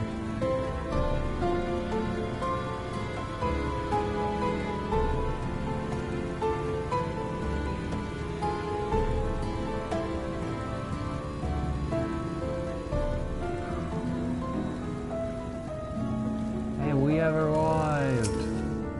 Hey, Moshe. Is there something I can do for your friend? Good day, Moshe Moshe. This is my associate. We are here to collect the produce I purchased. Eh? I loaded your lackey up with the goods not long ago. My lackey? I have no such person. Mr. Lad, short blue hair? No?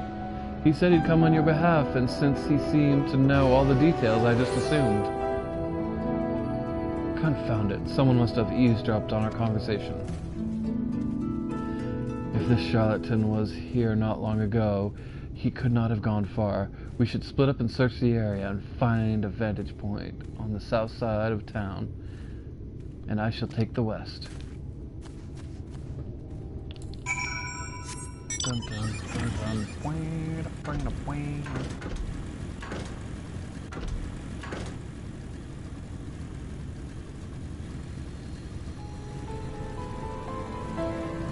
I should have attuned. Shit. Oh well. Attunement will come ere long. Now, westing.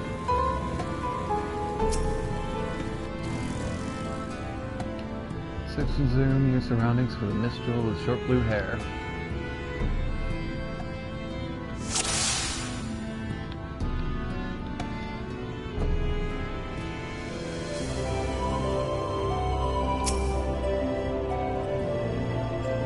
You've located your quarry.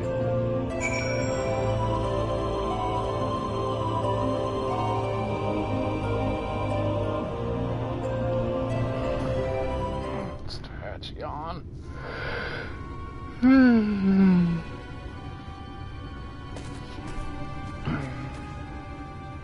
Any sign of him? Yup, right there. You have a keen eye. Let's move fast before he makes good his escape.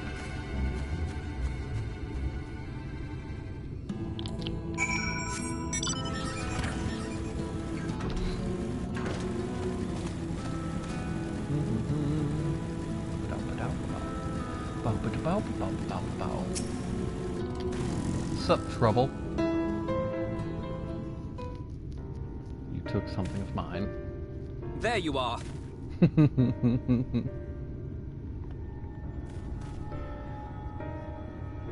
The thief who claims the harvest on my behalf. Hand it over. Well, forgive me. I have to get into the city.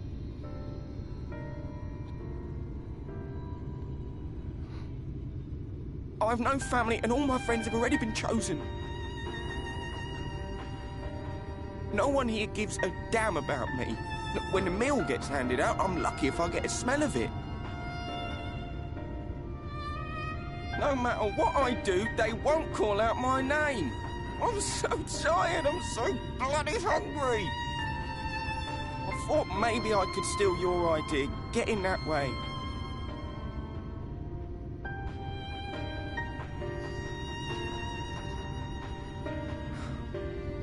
What is your name? Kai Shear. Tell me then, Kai Shear, must it be Yulmore or nothing? What of the Christerium? They may not offer charity, but you would be fairly compensated for any work you did. No, it has to be Yulmore. That's where all my friends are. We made a promise that we'd live together in paradise.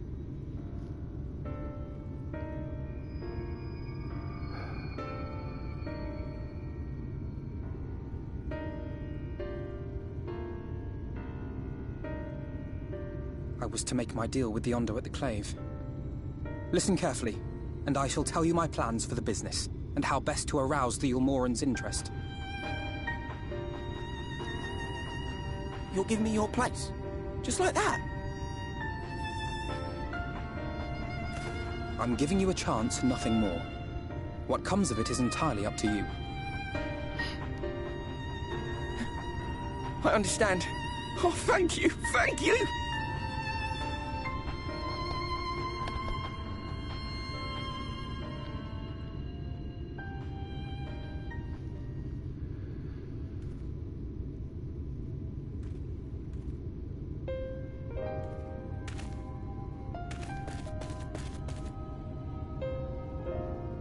This was but one path. There will be others. But for young Kaishia, it was the difference between life and death. I do not regret my decision. Naive. Yet I will admit that a part of me wonders if it was for the best.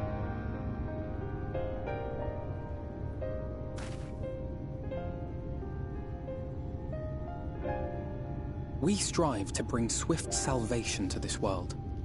That countless lives might be saved, not least your own. Even if it came at the cost of one man, should I have forged on regardless?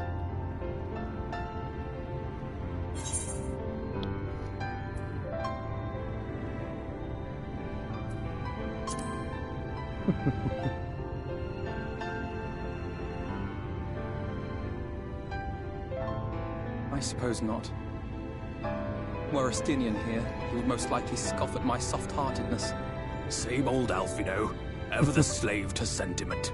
But I thank you for your kind words nonetheless. Let us see to it that both these stories have a happy ending. Shall we return to Wright then? Yeah.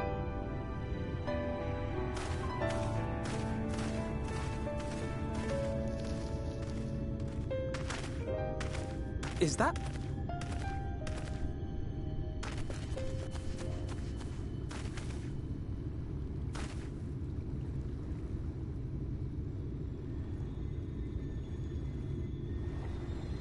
I can't be sure, but I think someone's in trouble.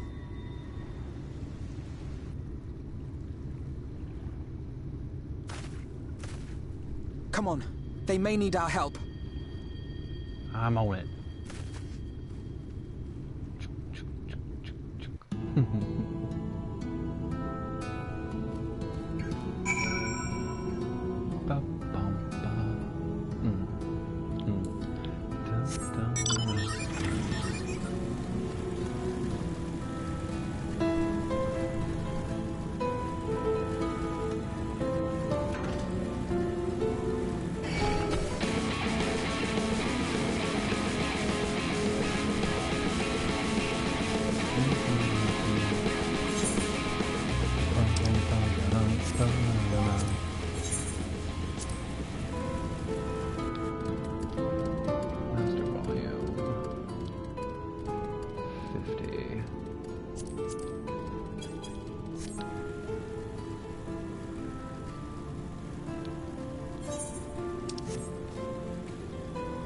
Wee. Oof. Wee. Oof. Wee. Oof.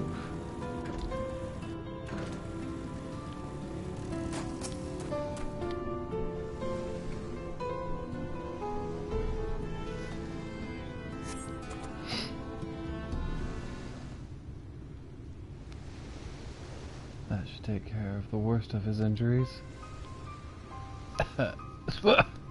Mercy, mercy, I beg of you.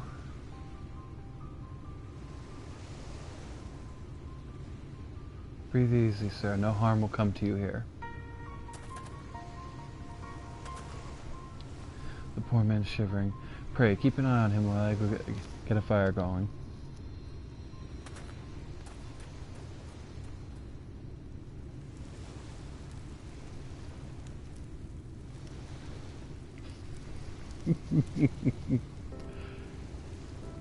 I thought for certain I was dead.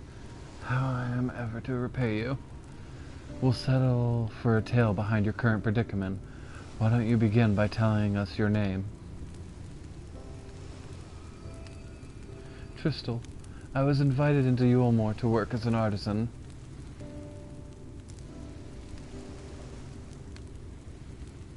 A wealthy couple took me in to paint a picture of them, but when my style proved contrary to their taste, they just as quickly turfed me out onto the street. I was left penniless and patronless, a grave sin in Lord Valthry's city. Within days they had brought me before the man himself, and he asked me what I meant to do. Dejected, I told him I wished to leave. Little did I know my request would be taken literally. Sorry, I didn't mean to skip past that. He was literally thrown off a balcony. Don't ask me. Luck, I suppose. Though if you hadn't found me when you did, it wouldn't have counted as much. For much. Monstrous. And the citizens condone such barbaric punishment? Oh, without a second thought, when Lord Valthry passes judgment, no one so much as blinks, let alone argues. In Elmar, his word is law. Yulmore. God, I always call it Elmore.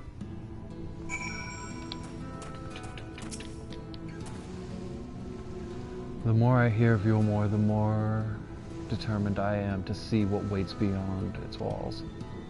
I shall bend all my thoughts towards securing another way into the city. There must be something we can do, but first we should convey Tristal to a shelter for the village. Fire or no, he needs to be out of the chilly coastly air. Away into the city? Alright. Are we going back to right? Yeah, we're going back to right, so I can attune.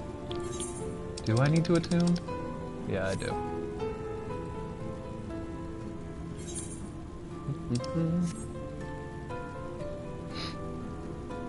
Why does my nose always get running when I'm streaming?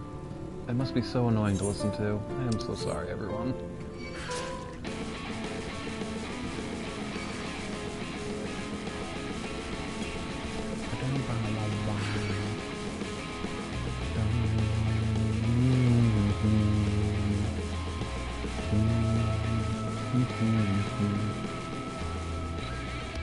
There's a boy Tristal.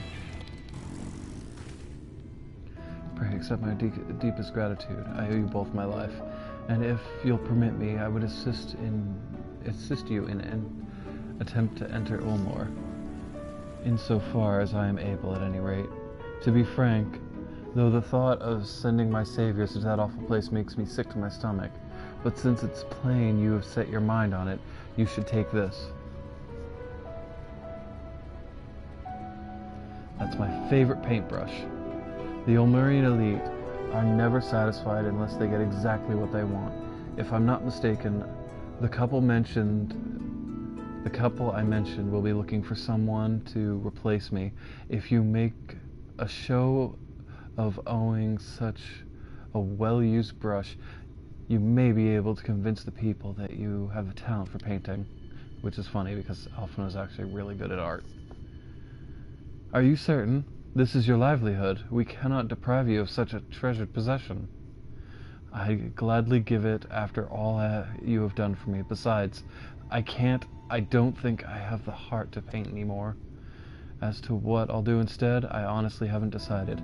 But I shan't stay long in this place, not with the city brooding over me. Nay, I'll move onto new lands and a new profession. And I'll keep you in my prayers from now until my dying day. Later, Tristal.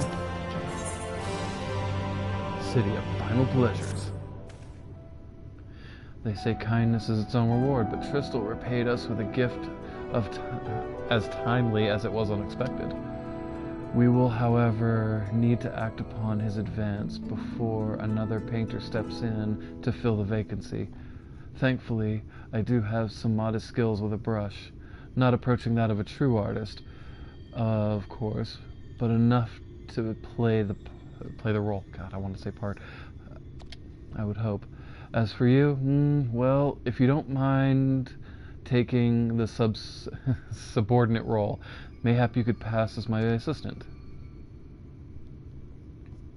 Then it's settled. All we need to do is return to Gate Town and await the next appearance of those vile jesters.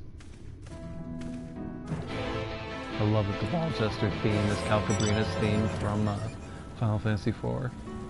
It's so evil. Such a menacing theme. Now let's attune, so I can teleport back here whenever I need.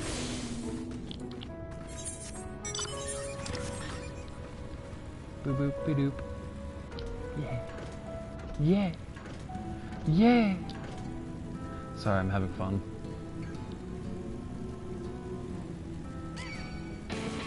Oh no! I grow something. Good thing I'm on a mount. I'm going the wrong way. Right up the hill, assuming I can.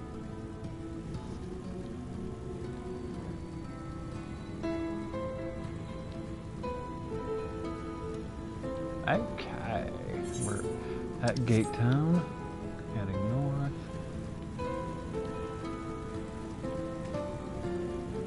Destination.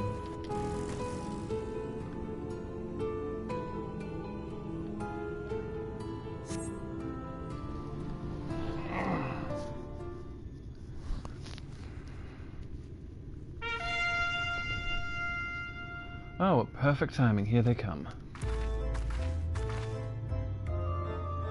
Ladies and gentlemen, your attention once more. What a day it's been. Folks at our door. We have welcomed a peddler who made pearls from plums, and now we have a place for a painter of Aplom. So come along. And don't be slow. It's time to let your color show.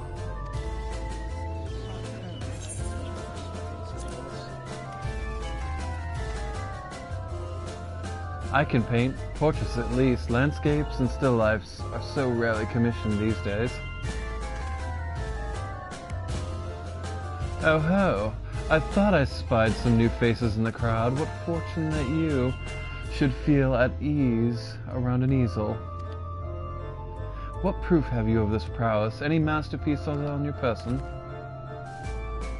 Sadly not. Everything I paint is soon sold. Such is the life of a working artist. I only have my brush to testify for me, though you will note it has seen no small amount of service. Oh ho ho, flecks of paint, both old and new, a tool much loved and much used.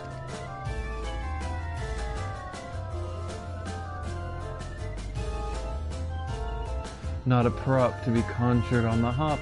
Very well, come with us, and we'll put those talents to the test.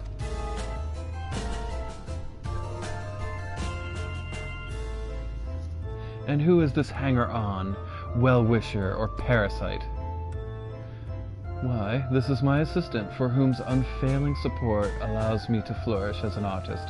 I will go with him or not at all. Parasite, then.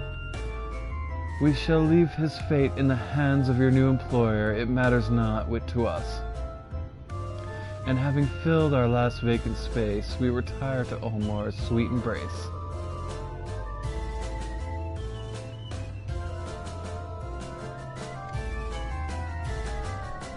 Oh, mercy me, the mellow. We almost took our leave without leaving our loving token. We must empty the sacks ere we make our way back.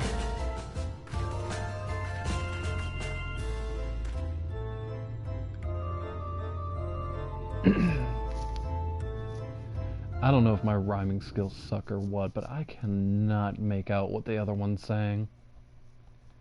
Feels like she's supposed to be rhyming, but the words are so freaking weird.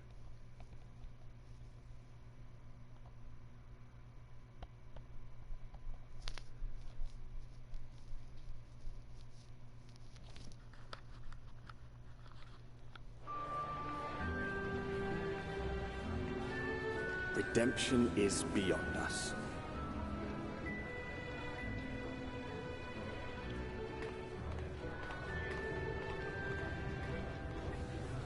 The lament of all but saints and fools, and the comfort of the lords and ladies of this accursed place.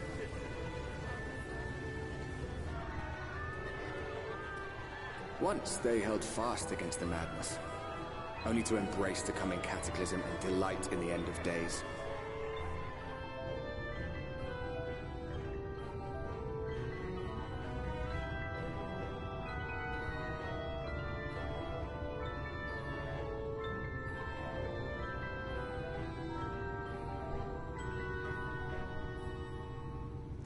Perhaps in rapture they seek to lose themselves and the misery they share. Or perhaps for them alone, the promise of eternal pleasure really does hold true.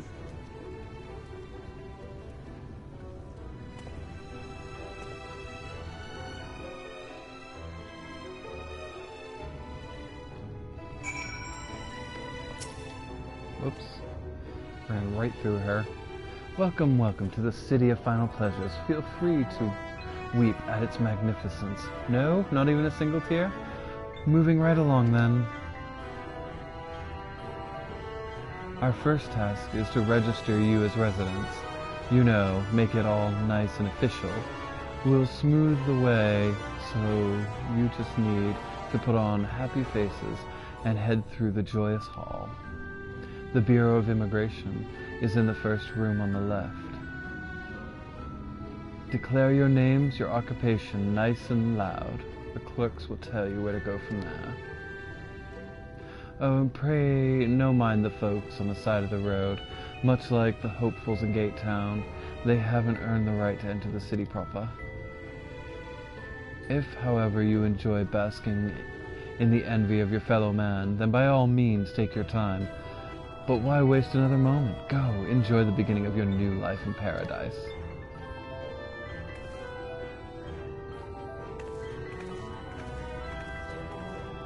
The Bureau of Immigration, was it? I suppose we had better show ourselves willing for the time being.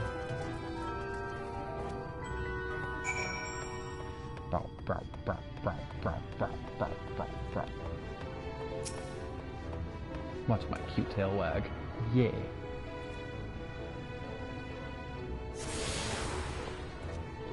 I'm not gonna bother fucking around. I'm going straight for business. On to the left. Registration.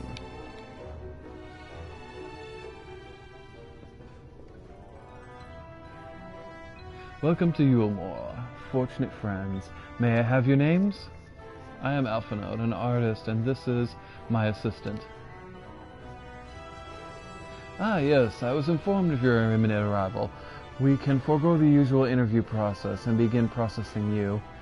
Your registration papers forthwith. Now, the citizens of Yulemore are divided into two classes. There are the free, who are blessed with the favor of Lord Valthree, and the bonded, who work in the employ of the free. You will be joining the ranks of the bonded. Your duties are to serve a patron in the capacity for which you were chosen, in case painting pretty pictures. Should your patron dismiss you for any reason, you must find another sponsor among the free, or accept work as a general laborer. I see. And might you tell me some of our patrons who are to serve? The two patrons are actually Chai Nuz and Delulia Chai, a mistral couple whom most refer to as the Chais. They are both gentle souls, but I would ask that you conduct yourself with respect and humility for your own sake, as much as theirs. Now, a moment please, while I complete the relevant paperwork.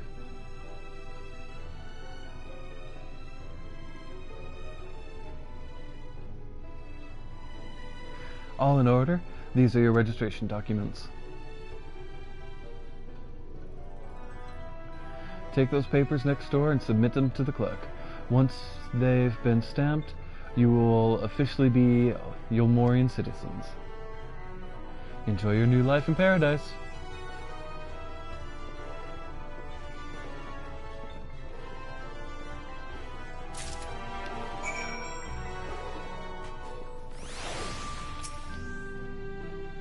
Welcome to the Bureau of Registration. Papers, please!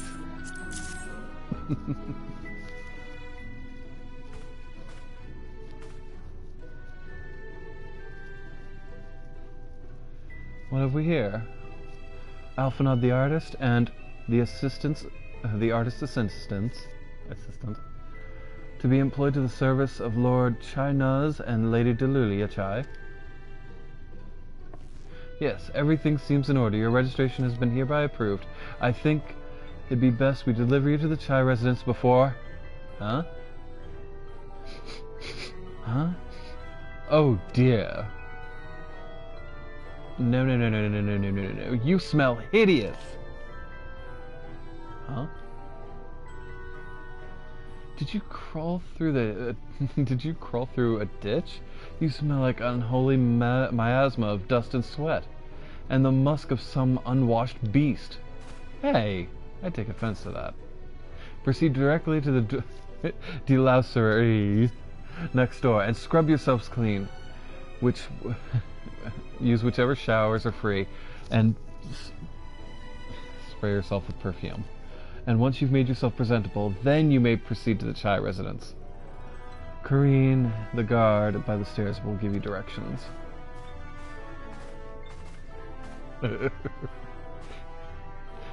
Really? I didn't know I stank. I didn't know we were so aromatic.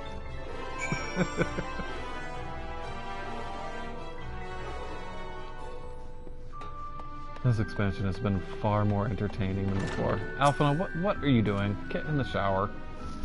We're to bathe in here, then. Entitled little brat.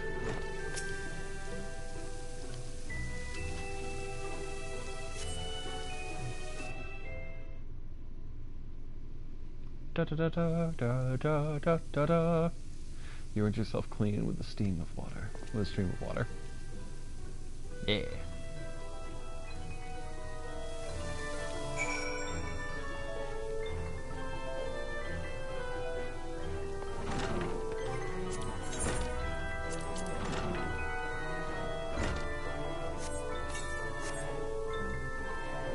Gross. Now I just smell like flowers. You apply the perfume as directed, and the delicate scent of roses fills the air. What? Roses? I'm allergic! Alfie? Alfie? Oh, you've showered and dressed already, have you? It's not... That is to say, I'd rather... exposed for one's ablutions, does it not? Hurry up and shower, Stanky. What would Estinian say?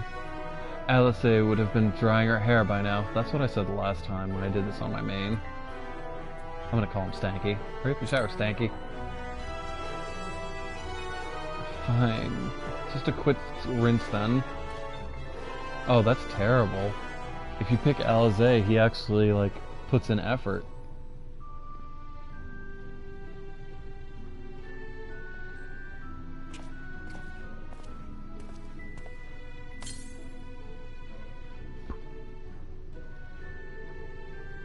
Well, that was bracing. I believe the lingering smell of the road has been successfully expunged.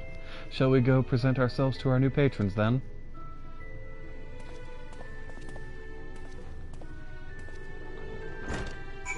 Let's see...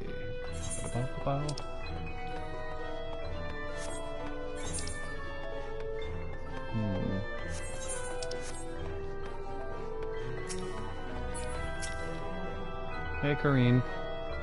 Is that, or is it Cornen? You're looking to present yourselves to the Chais, are you? Let me explain how the city is laid out. Then, imagine 3 layers, one top on the other. This layer is called the buttress. But Above is the understory, where the military headquarters are, and above that is the canopy, which the free citizens of Yulemore spend their days. So if you want to find your new patrons, you'll keep climbing until you run out of stairs. Then look for the Grand Dame's parlor. They'll be there like as not. And away we go. Whee! Climbing the stairs, climbing the stairs, climbing the stairs.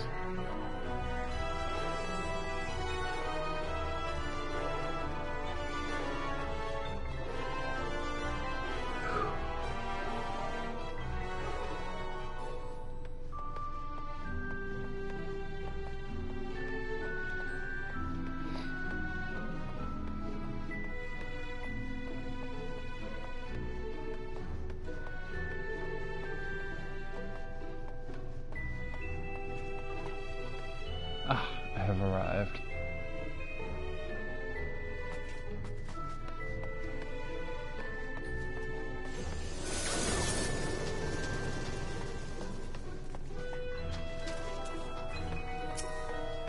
Delulia, I am here.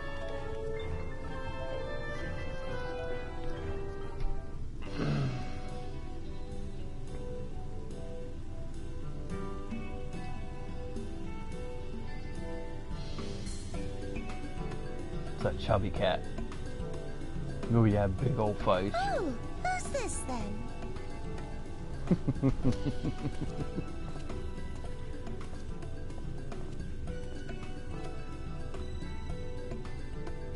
Lord and Lady Chai, pray forgive our intrusion. I am given to understand you are in search of an artist. Ah, you must be the new, Oh, goodness me. What an adorable boy. That silken hair, those pearly cheeks. Oh, and you even smell wonderful, like a bed of flowers.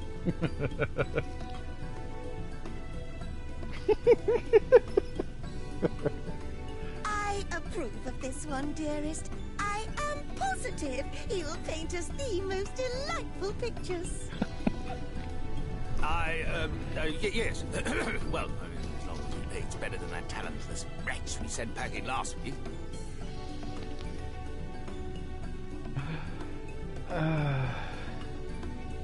Lady Chai is wonderful. Welcome to Yulemore. Alphino, if it please you, my lady. And this is my assistant.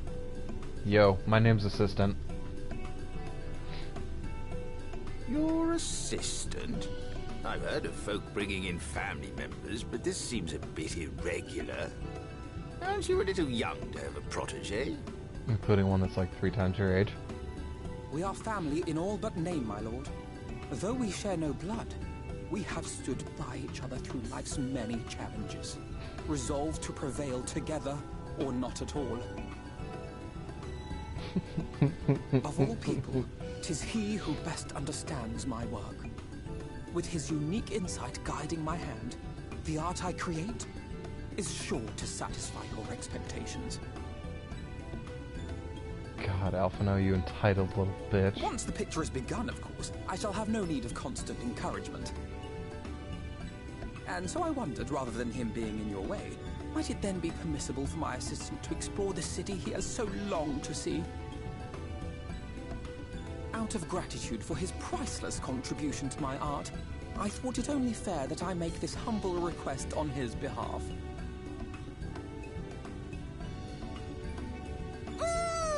Did you ever hear of such devotion? Of course your assistant must have his wish. He shall be free to roam to his heart's content. Isn't that right, darling? Oh, yes. Yes, of course, dearest. Quite right.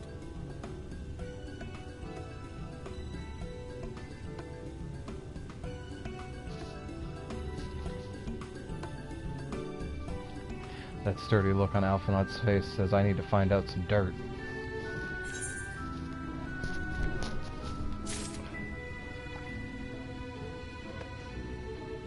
Let's see. Where's it gonna pop? Where's it gonna pop? Is it behind me? I don't see him. God, it's the lag. There it is. There we are, Alfie. What do you want me to do? Whisper it in my cat ear. I can hear.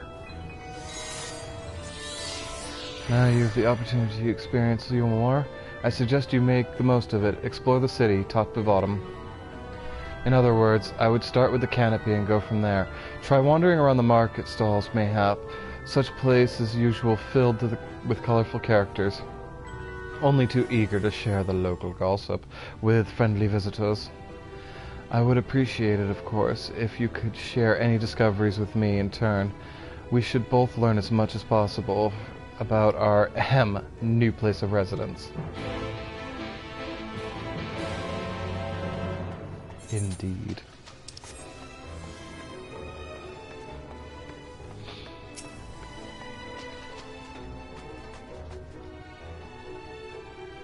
Oh, hello. A fresh register, are we?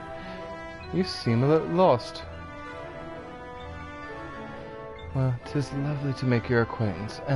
Speaking of acquaintances, you wouldn't have happened to run into my attendant on the wanderings, would you? Big, strong lad, long hair, tied back. He was escorting me on shopping on an errand when I realized I'd dropped my handkerchief, and now I've been waiting here all alone while he has been off searching for it. I'm not terribly fond of being alone. If you do see him, I would be obliged if you could pass on the message, forget the silly handkerchief, and return to my side at once. If I remember right, he's somewhere outside on the balcony.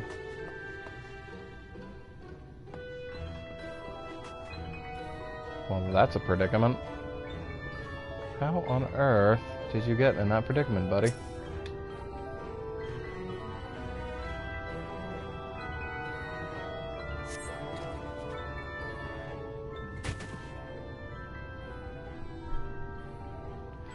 Wicked White, that was too close.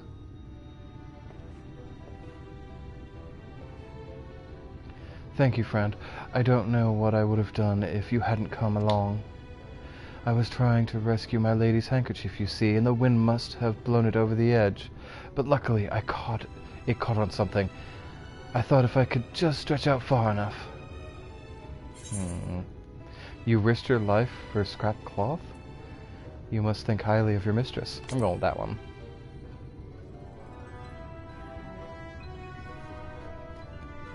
She is my entire world. Without her, I am nothing. When I first came to Yulmore, I thought only of improving my lot in life. But there was so much more to this city than wealth and plenty. There is no war or conflict. The residents all treat each other with the warmth and respect. My mistress has been ever kind to me, and I can think of no other place in Kalusha where I could possibly be happier. Sorry, I might have gotten a bit carried away. I find it hard to stop when I start counting my blessings these days. Please, should you come with me to meet the lady, once she hears of your deeds, she will be witness to her generosity. What? Lonely, you say? Curse my clumsy feet. I must return to her immediately.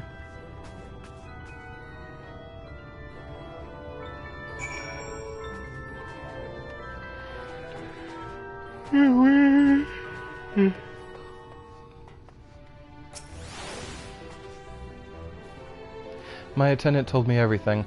I'm so very grateful you were there to offer your assistance. You value him highly, then.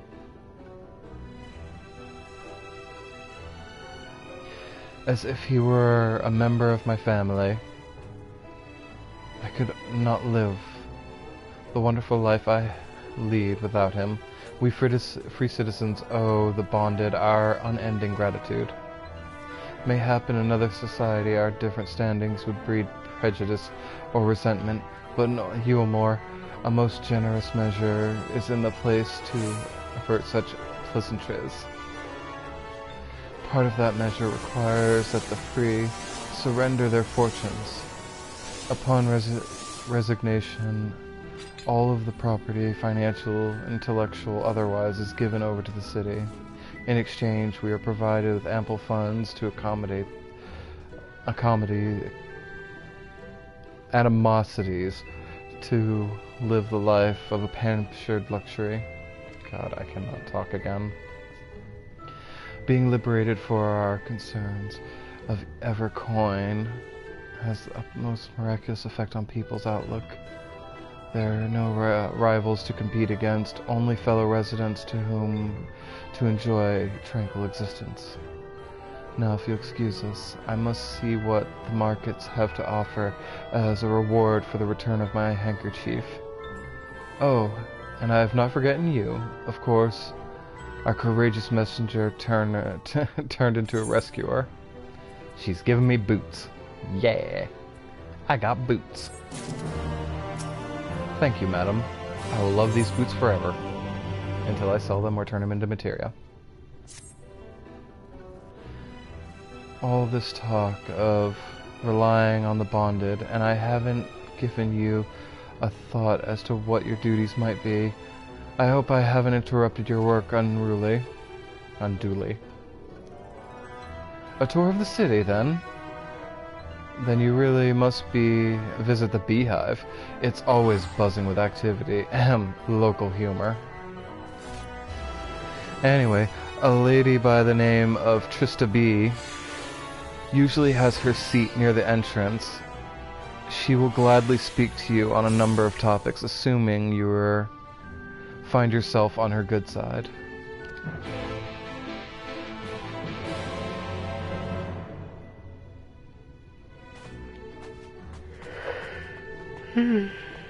I feel like Beehive is a reference to Final Fantasy VII's Honeybee Inn.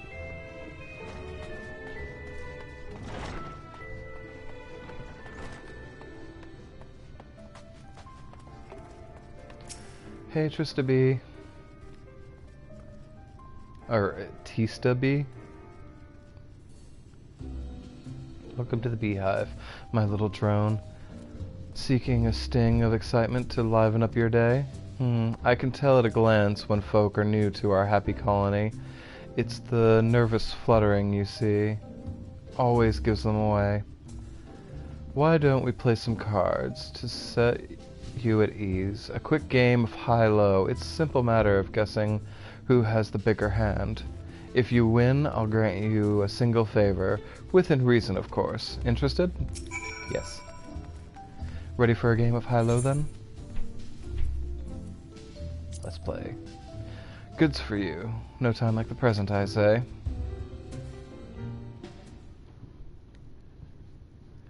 Three cards for you, 3 cards for me. You flip one of yours over, and I flip 2 of mine.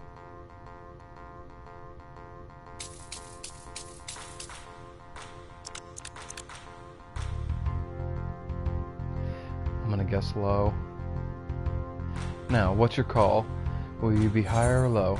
I'm gonna say you have a 9 and you have a 7 and I have a 6, so I'm gonna say I'm low. You're going with low then. Let's see what we've got. Ooh. Eee! And ooh. Oh. Am I in trouble? I lost. Ouch. Sorry, Honeybee, but this match goes to me. Hell yeah, I'm gonna play again. That's what I like to hear. Let me shuffle my deck.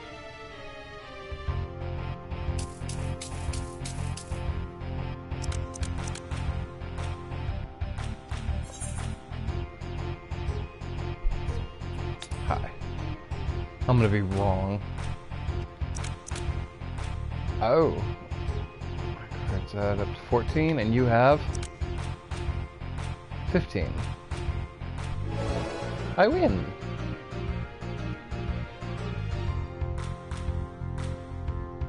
Congratulations. Your guess was right. Usually I'd decree defeat at this point, but what do you say a rematch? One more win, and we'll talk about your favor.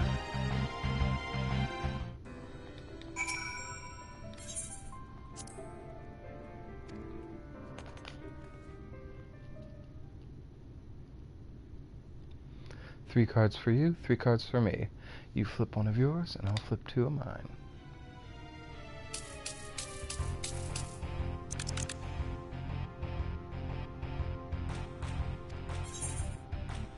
I'm gonna say I'm high.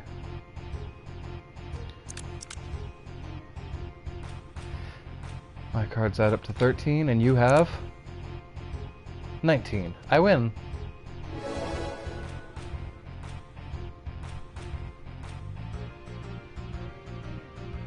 Well, would you look at that? I think you've got a knack for this, newcomer. Congratulations, victory is yours, and as a prize, I promised.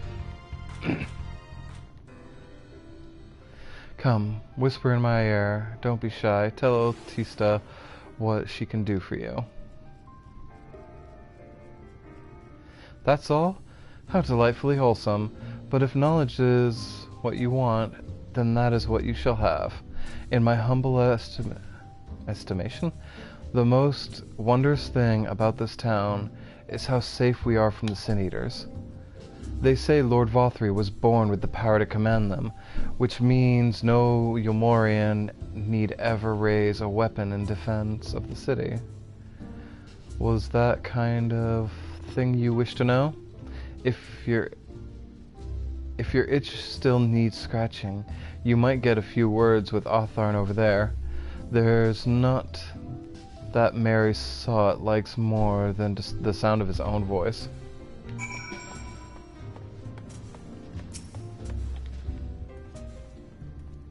Atharn.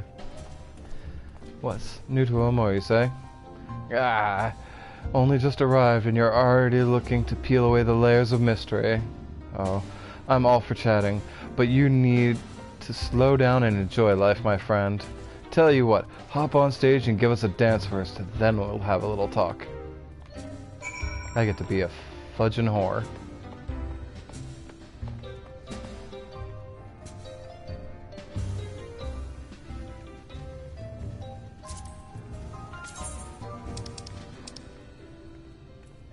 Yatata, yadadadada, yatata, yadadadada, yatata, dadadadada.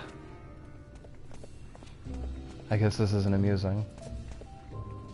I think he prefers my real dance.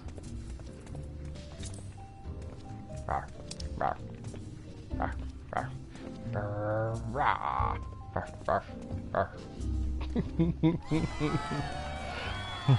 That's the way. Dance like there's no tomorrow.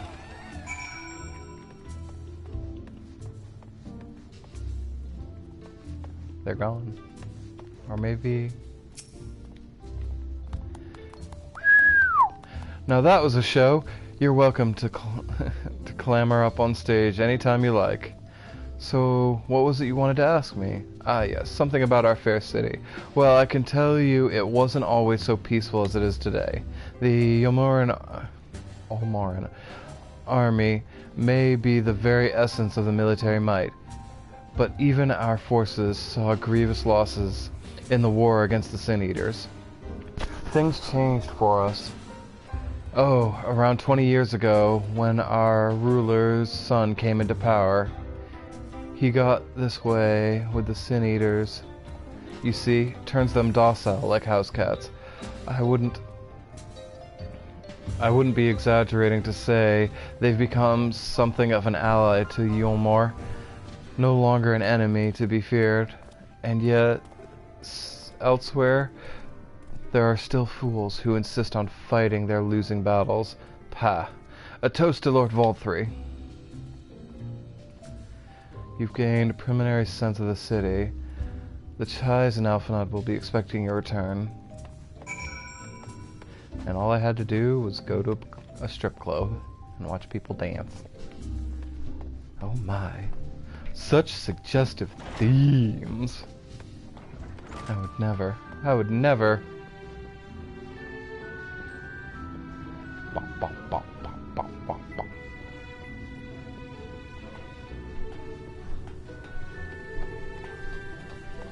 Hi, Lady Chai.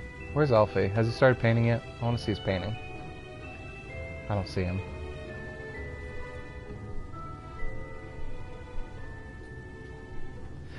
Oh, you've returned from your jaunt around the city so soon. You needn't have hurried back. Young Alphinaud has yet to put brush to canvas. One cannot rush good art, I am told. Or good artists, apparently. Ah, finally.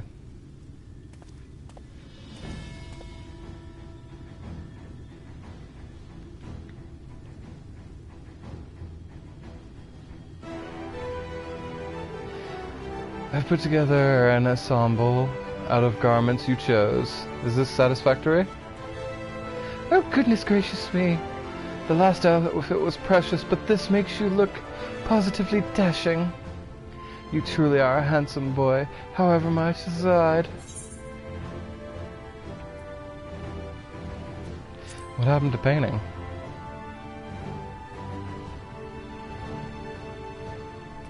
Exactly. The lad is an artist, dearest, not a dress-up doll. It's time we set him to work for a reason we called him here. Must we? I do love a good painting, but I thought since we were enjoying ourselves so thoroughly... Well, I did not. That is to say, as long as you... Just make sure you give the lad time to prepare. We know who will be upset if he's not ready to paint at a moment's notice. Whatever you say, darling. So, shall we pick out some jewelry next? A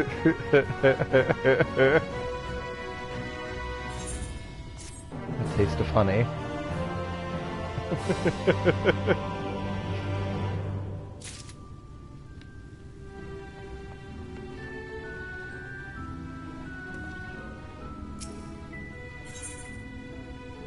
The blessed instrument. Lady Kai has a very peculiar sense of beauty, and apparently that extends to how I should dress whilst painting. But this obsession of hers works in our favor. The time I spend indulging in these distractions is time you can continue exploring. For this excursion, I'd like you to delve into the lair below. Sniff out the military headquarters. I'm sure the understory has its own tale to tell.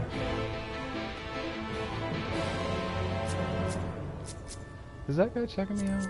Why are you over here? IRFC.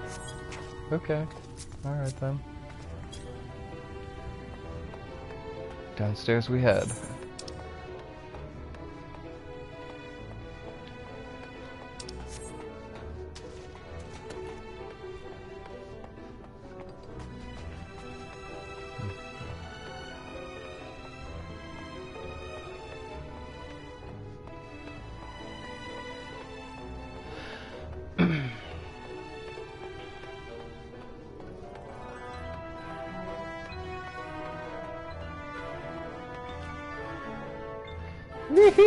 Ow. Sorry about that. Where are you, my wonderful songbird? Weeping Warbler. Warbler?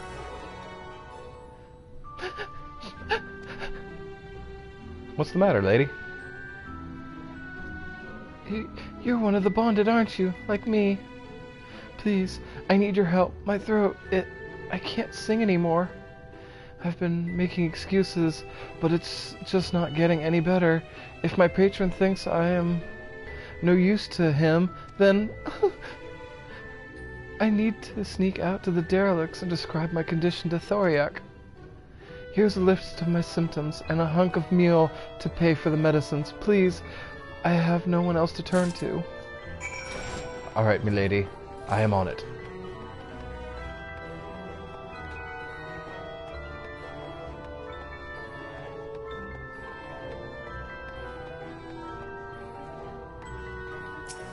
Attune! Now I can use this to get outside, and then I can head to the derelicts and speak with whatever his name is. I am sweating up a storm. Did I turn off the AC? Let's see. He's in the lower derrick. Yep, yes he is. Right, so I wrap around to this side.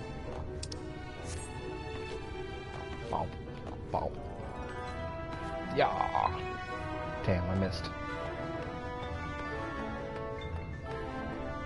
This place is just disgusting. These people are quite literally bottom feeders who just survive off of what the rich pour out. It's so disgusting. But kind of surreal in a very fucked up way.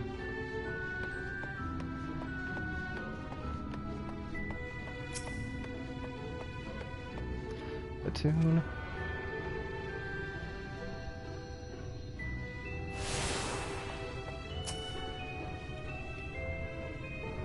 Hehe, you need medicine, tonics, potions? Singers. Symptoms, and some meal.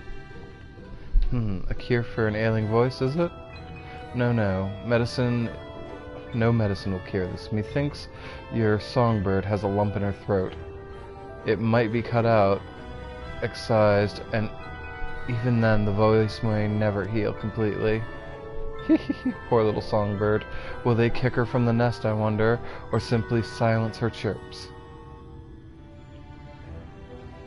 Ho ho, your face. You didn't know. Of the many hopefuls who enter the city, few are ever seen to leave, even as corpses. Oh, you might see one or two fortunate fools hurled from the balconies, but the rest? Gone. A town of nightmares, is it? It is. Not for this shiprat. Oh, no.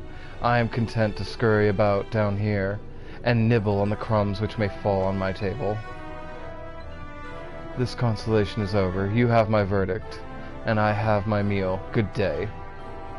Alright, now as much as I want to run right back upstairs to our songbird and tell her the news, I would like to attune to the other Aetheryte. That being said, you might have noticed that I didn't attune to the big Aetheryte upstairs. This is because it's locked. During this part of the story, you are unable to register to it, which means no teleporting to Yulmore.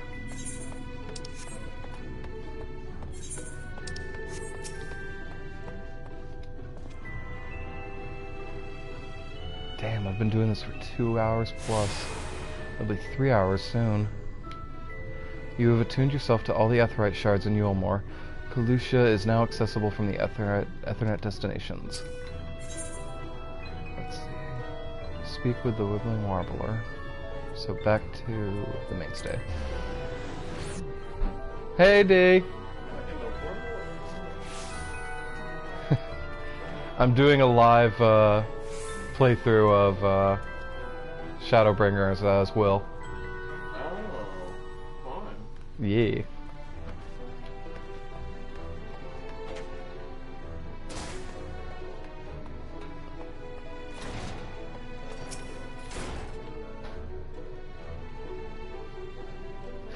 Did you get my medicine?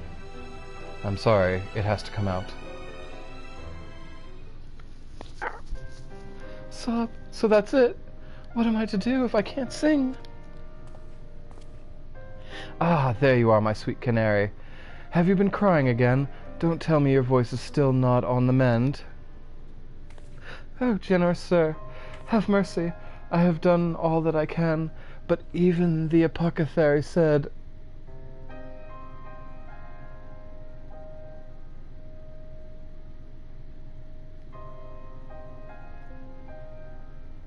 I hate that mustache. So you've been suffering all this time.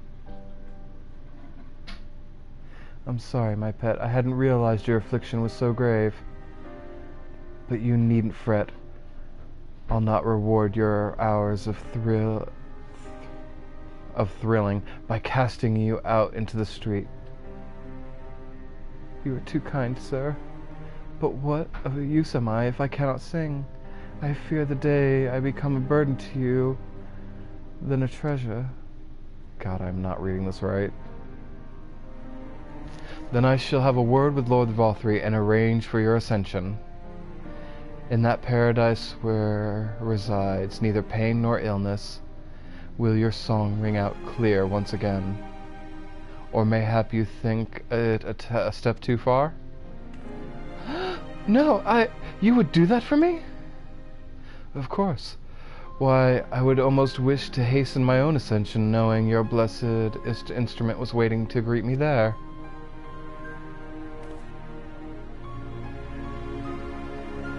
Ascension? Sounds too good to be true.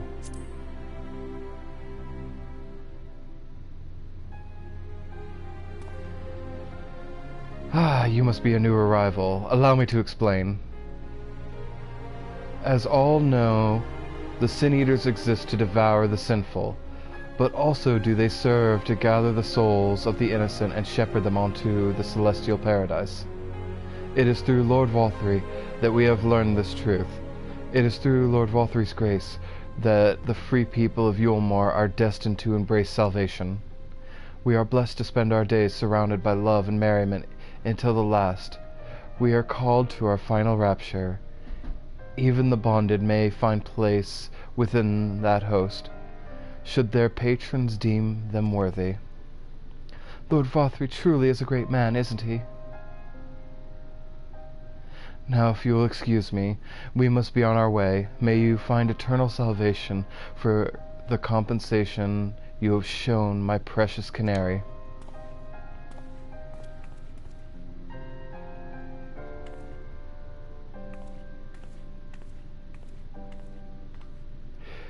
I hate this. So literally, like, they allow the Sin Eaters to eat them. When you serve no purpose anymore, you are served to the Sin Eaters to be eaten alive. It's so fucked up.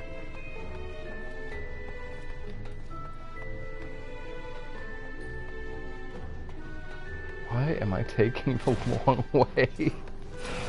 Where's the Ephemerite shard? Is it over there? Yes, it is.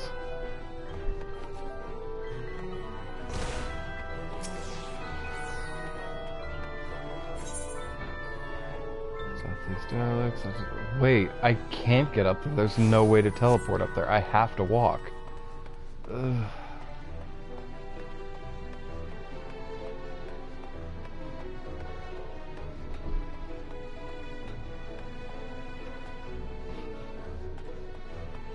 I don't know why they thought it was a good idea to make the endgame area one of the starting areas.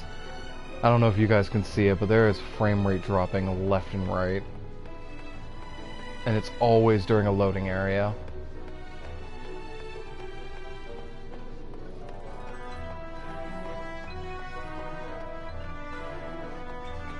Okay, so we made it back to the top. Let's go see Alphinaud's painting. That skilled boy.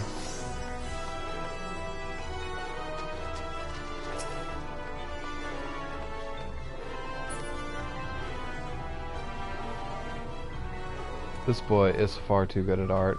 Look at what he did. That's amazing.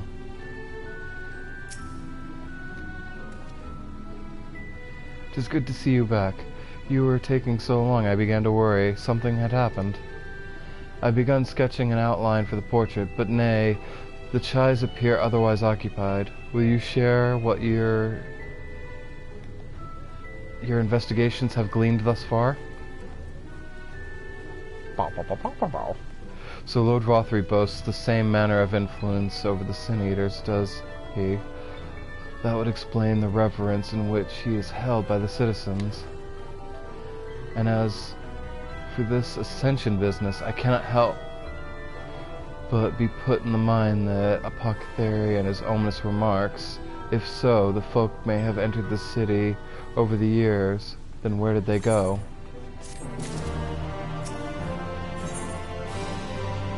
Oh boy.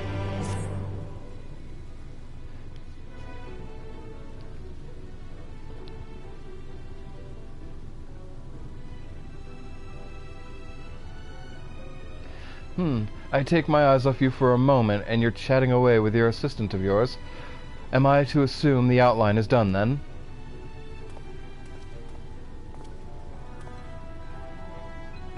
Ugh. Well, what in blazes?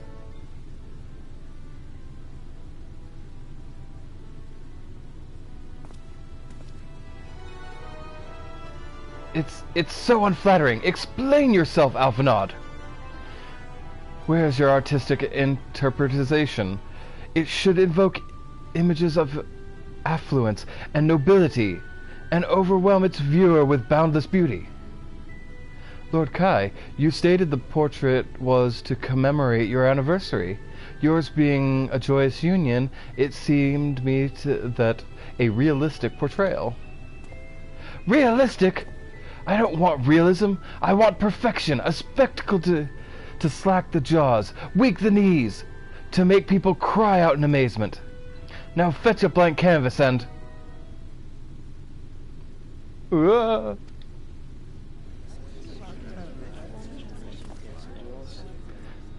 I say, did that not come from above? Oh boy. Our two favorite jesters.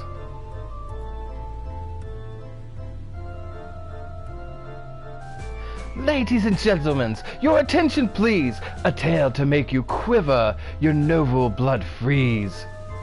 There was a villain on the loose, set to ruin our fair city. But our Lord has got him now, and his fate will not be pretty. Yes, a hammer of justice is poised to come crashing down, and one and all who'd watch it fall are invited to join in his lordship in the offer. I guess that's his own name.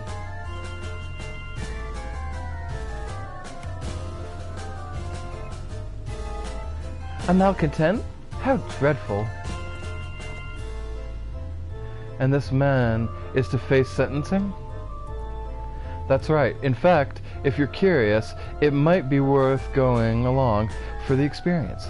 The offer they mentioned is part of the Emergent, the level above where Lord Vothri resides. Ordinarily, you would be barred from entering, but it seems they'll be opening its doors for the next little while. The crown lift will take you up there. We had better not dawdle then.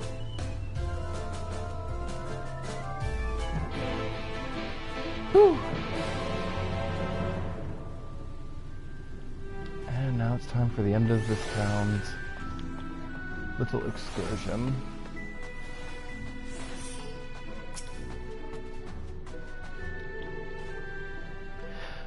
Joining the crowd up there? Yes.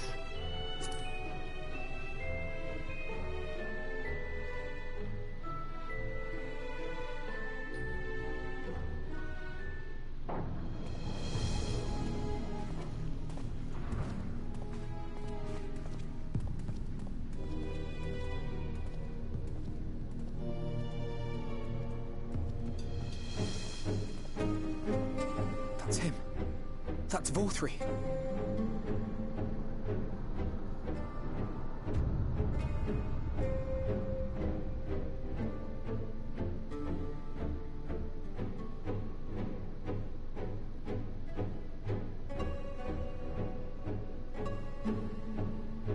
He's attended by sin eaters. But how does he keep them from attacking? Mercy!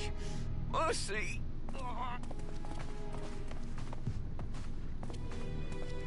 By the 12.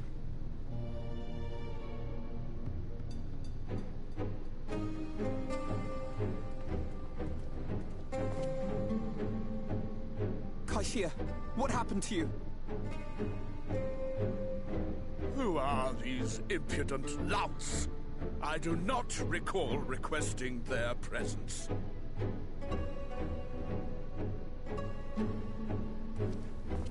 Lord Vothri, what is the meaning of this? Why is this poor man bleeding to death on your floor?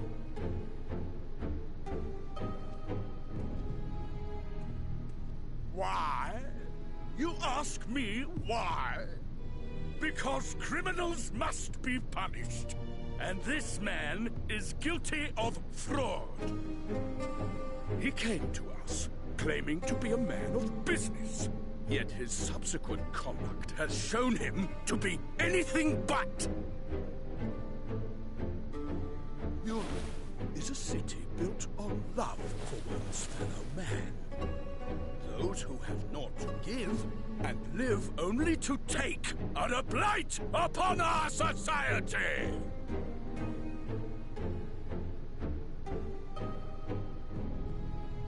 To atone for this crime, I ordered that he fling himself from the balcony. And he had the temerity to weep. Please, my lord, anything but that. What then is a man of mercy to do? But offer the sinner another way to show his contrition. Another way? Meaning what exactly?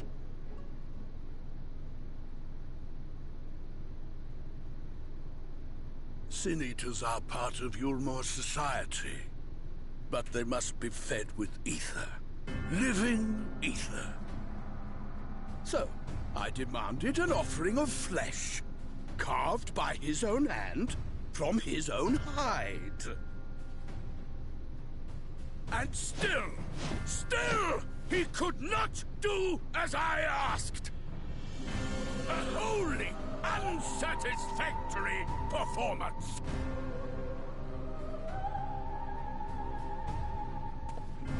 Tis true that Kaishir won his place here by fraud, but his actions were driven only by a desire to share in your paradise.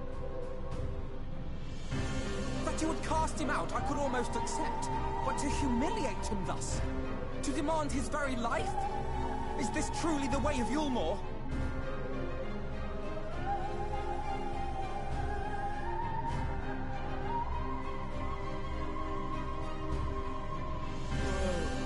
Dim, deluded child.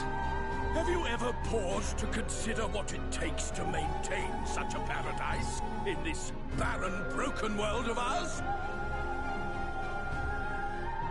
The guarantee of safety and stability. The knowledge that if one only abides by the rules, one has naught to fear. I alone can offer these things, for I alone can command the Sin Eaters. And thus am I alone the voice of justice, and any who oppose me, villains to be punished.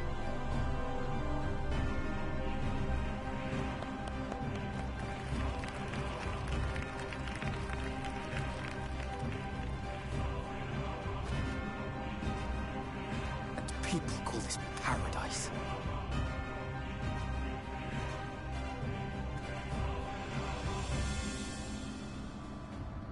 You were granted a place in my city for a particular skill. What was it? Painting. Oh, an artist! Then you shall paint a picture for me. Of Yulmore. If I find your art pleasing, then I may excuse this display of insolence.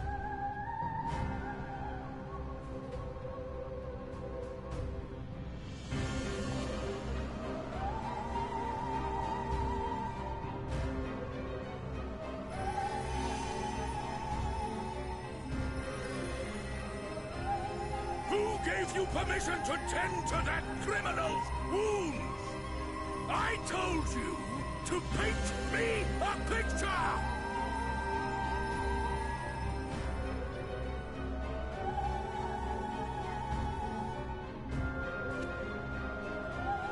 What you need is a mirror, not a painting.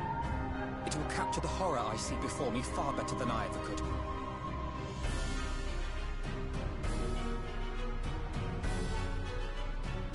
Can you walk? I think so.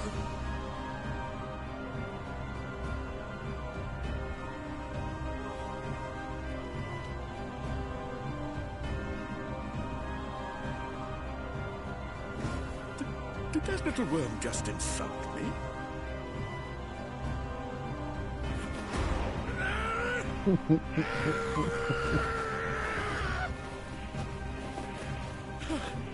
I'll kill them! I'll kill them all! I'll enslave their minds! I'll torment them! Torture them! And tear out their hearts! I hate that character so much.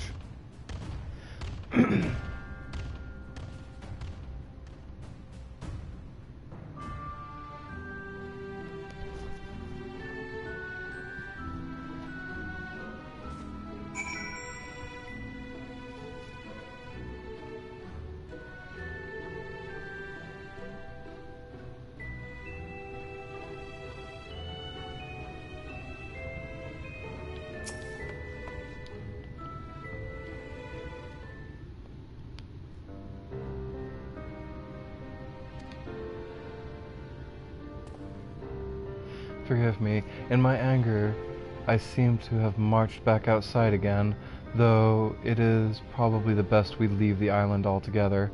I believe we have worn out our welcome in Yulmore. In any case, I've seen enough of this world's self-proclaimed capital city to convince me that our battle against the Sin Eaters will find a few allies in Calucia. I will accompany you back to the Crystarium. We need to regroup and to think on a new strategy, or think a strategy anew. Kaishir, I have done a great disservice. You were hungry and desperate, and I offered you a solution without once considering the risks inherent in you accepting it. If I had but known the full price you would have been made to pay.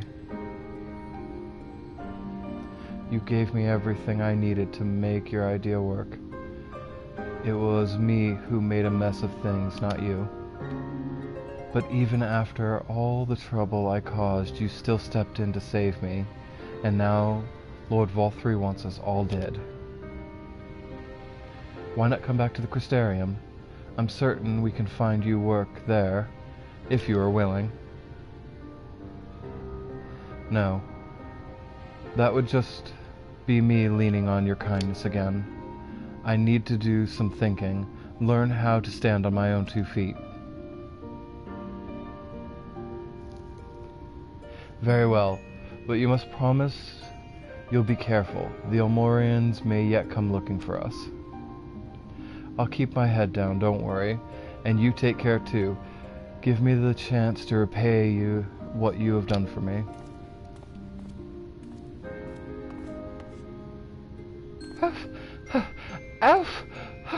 Alphanut! Lord and Lady Kai. What in blazes did you do? They have the entire city looking for you. I took a peek at your unfinished portrait, Alphonse. Now, I've had many beautiful and striking pictures painted of me, but there was something about your work. It was as if you had caught the very essence of our love and rendered it naked on the canvas. It was bold, unflinching, and I adored it. Please, you must come back with us and finish what you've begun. I will speak with Lord Volthree. I will vouch for your character. I'm sure we can smooth everything over. Any hard feelings? Sorry. I'm sorry, Lady Kai. There are more important matters to which I must attend. More important? What could be more important than enjoying the days we have left to us to the fullest? I've read that as the husband. Pray, press me no further. We are leaving, but I would not presume to take the garments you were so kindly to procure for me. One moment. I wouldn't hear of it. Keep the clothes, you silly boy. I insist. And I shall make arrangements so that you can pass through the gates without causing a stir. I expect you to come and visit. I will return. I promise you that. The outrage I witnessed must not go unanswered.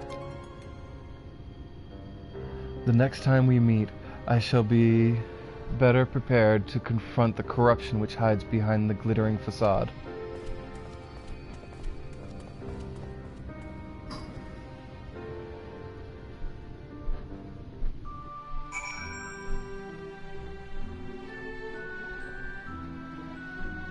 I feel like I'm playing a Kingdom Hearts.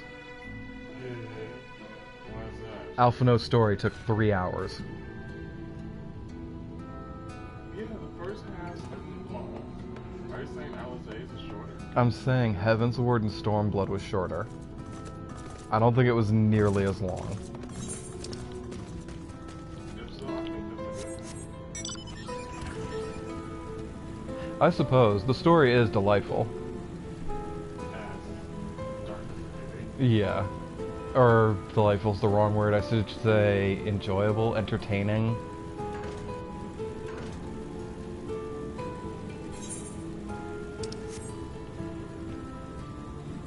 I've had a handful of viewers dot my watch list. I hope they've enjoyed my antics with my voice acting.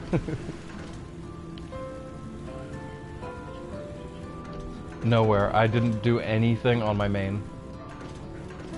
I decided to just screw around on Will. And as you can see, stream. Speaking of which, I will be ending this stream come my arrival in the Crystarium.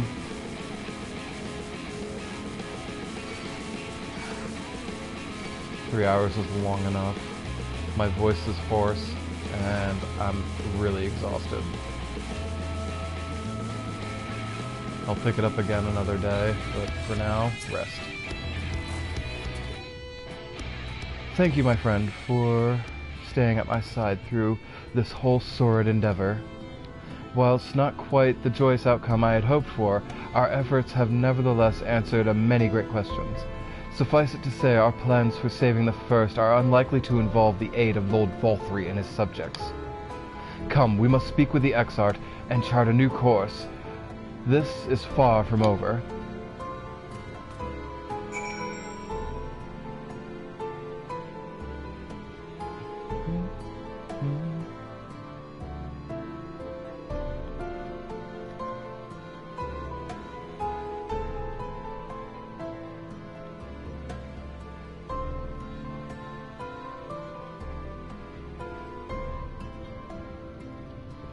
We have arrived back.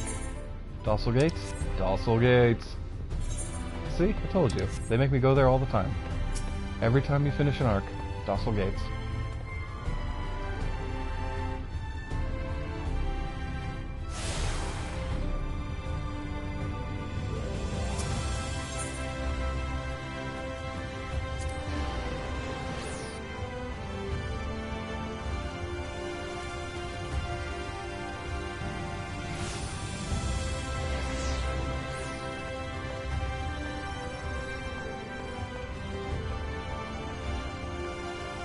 I hope everyone who has tuned in and watched a little bit of this has enjoyed themselves.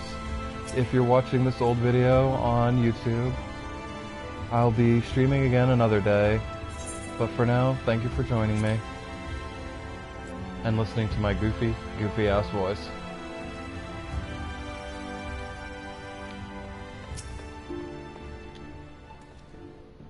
Ah, it is good to be back among friends in such company. I can finally turn my thoughts to the future. But ere we discuss all what we have learned and begin planning our next step, I think it best you visit Alizé.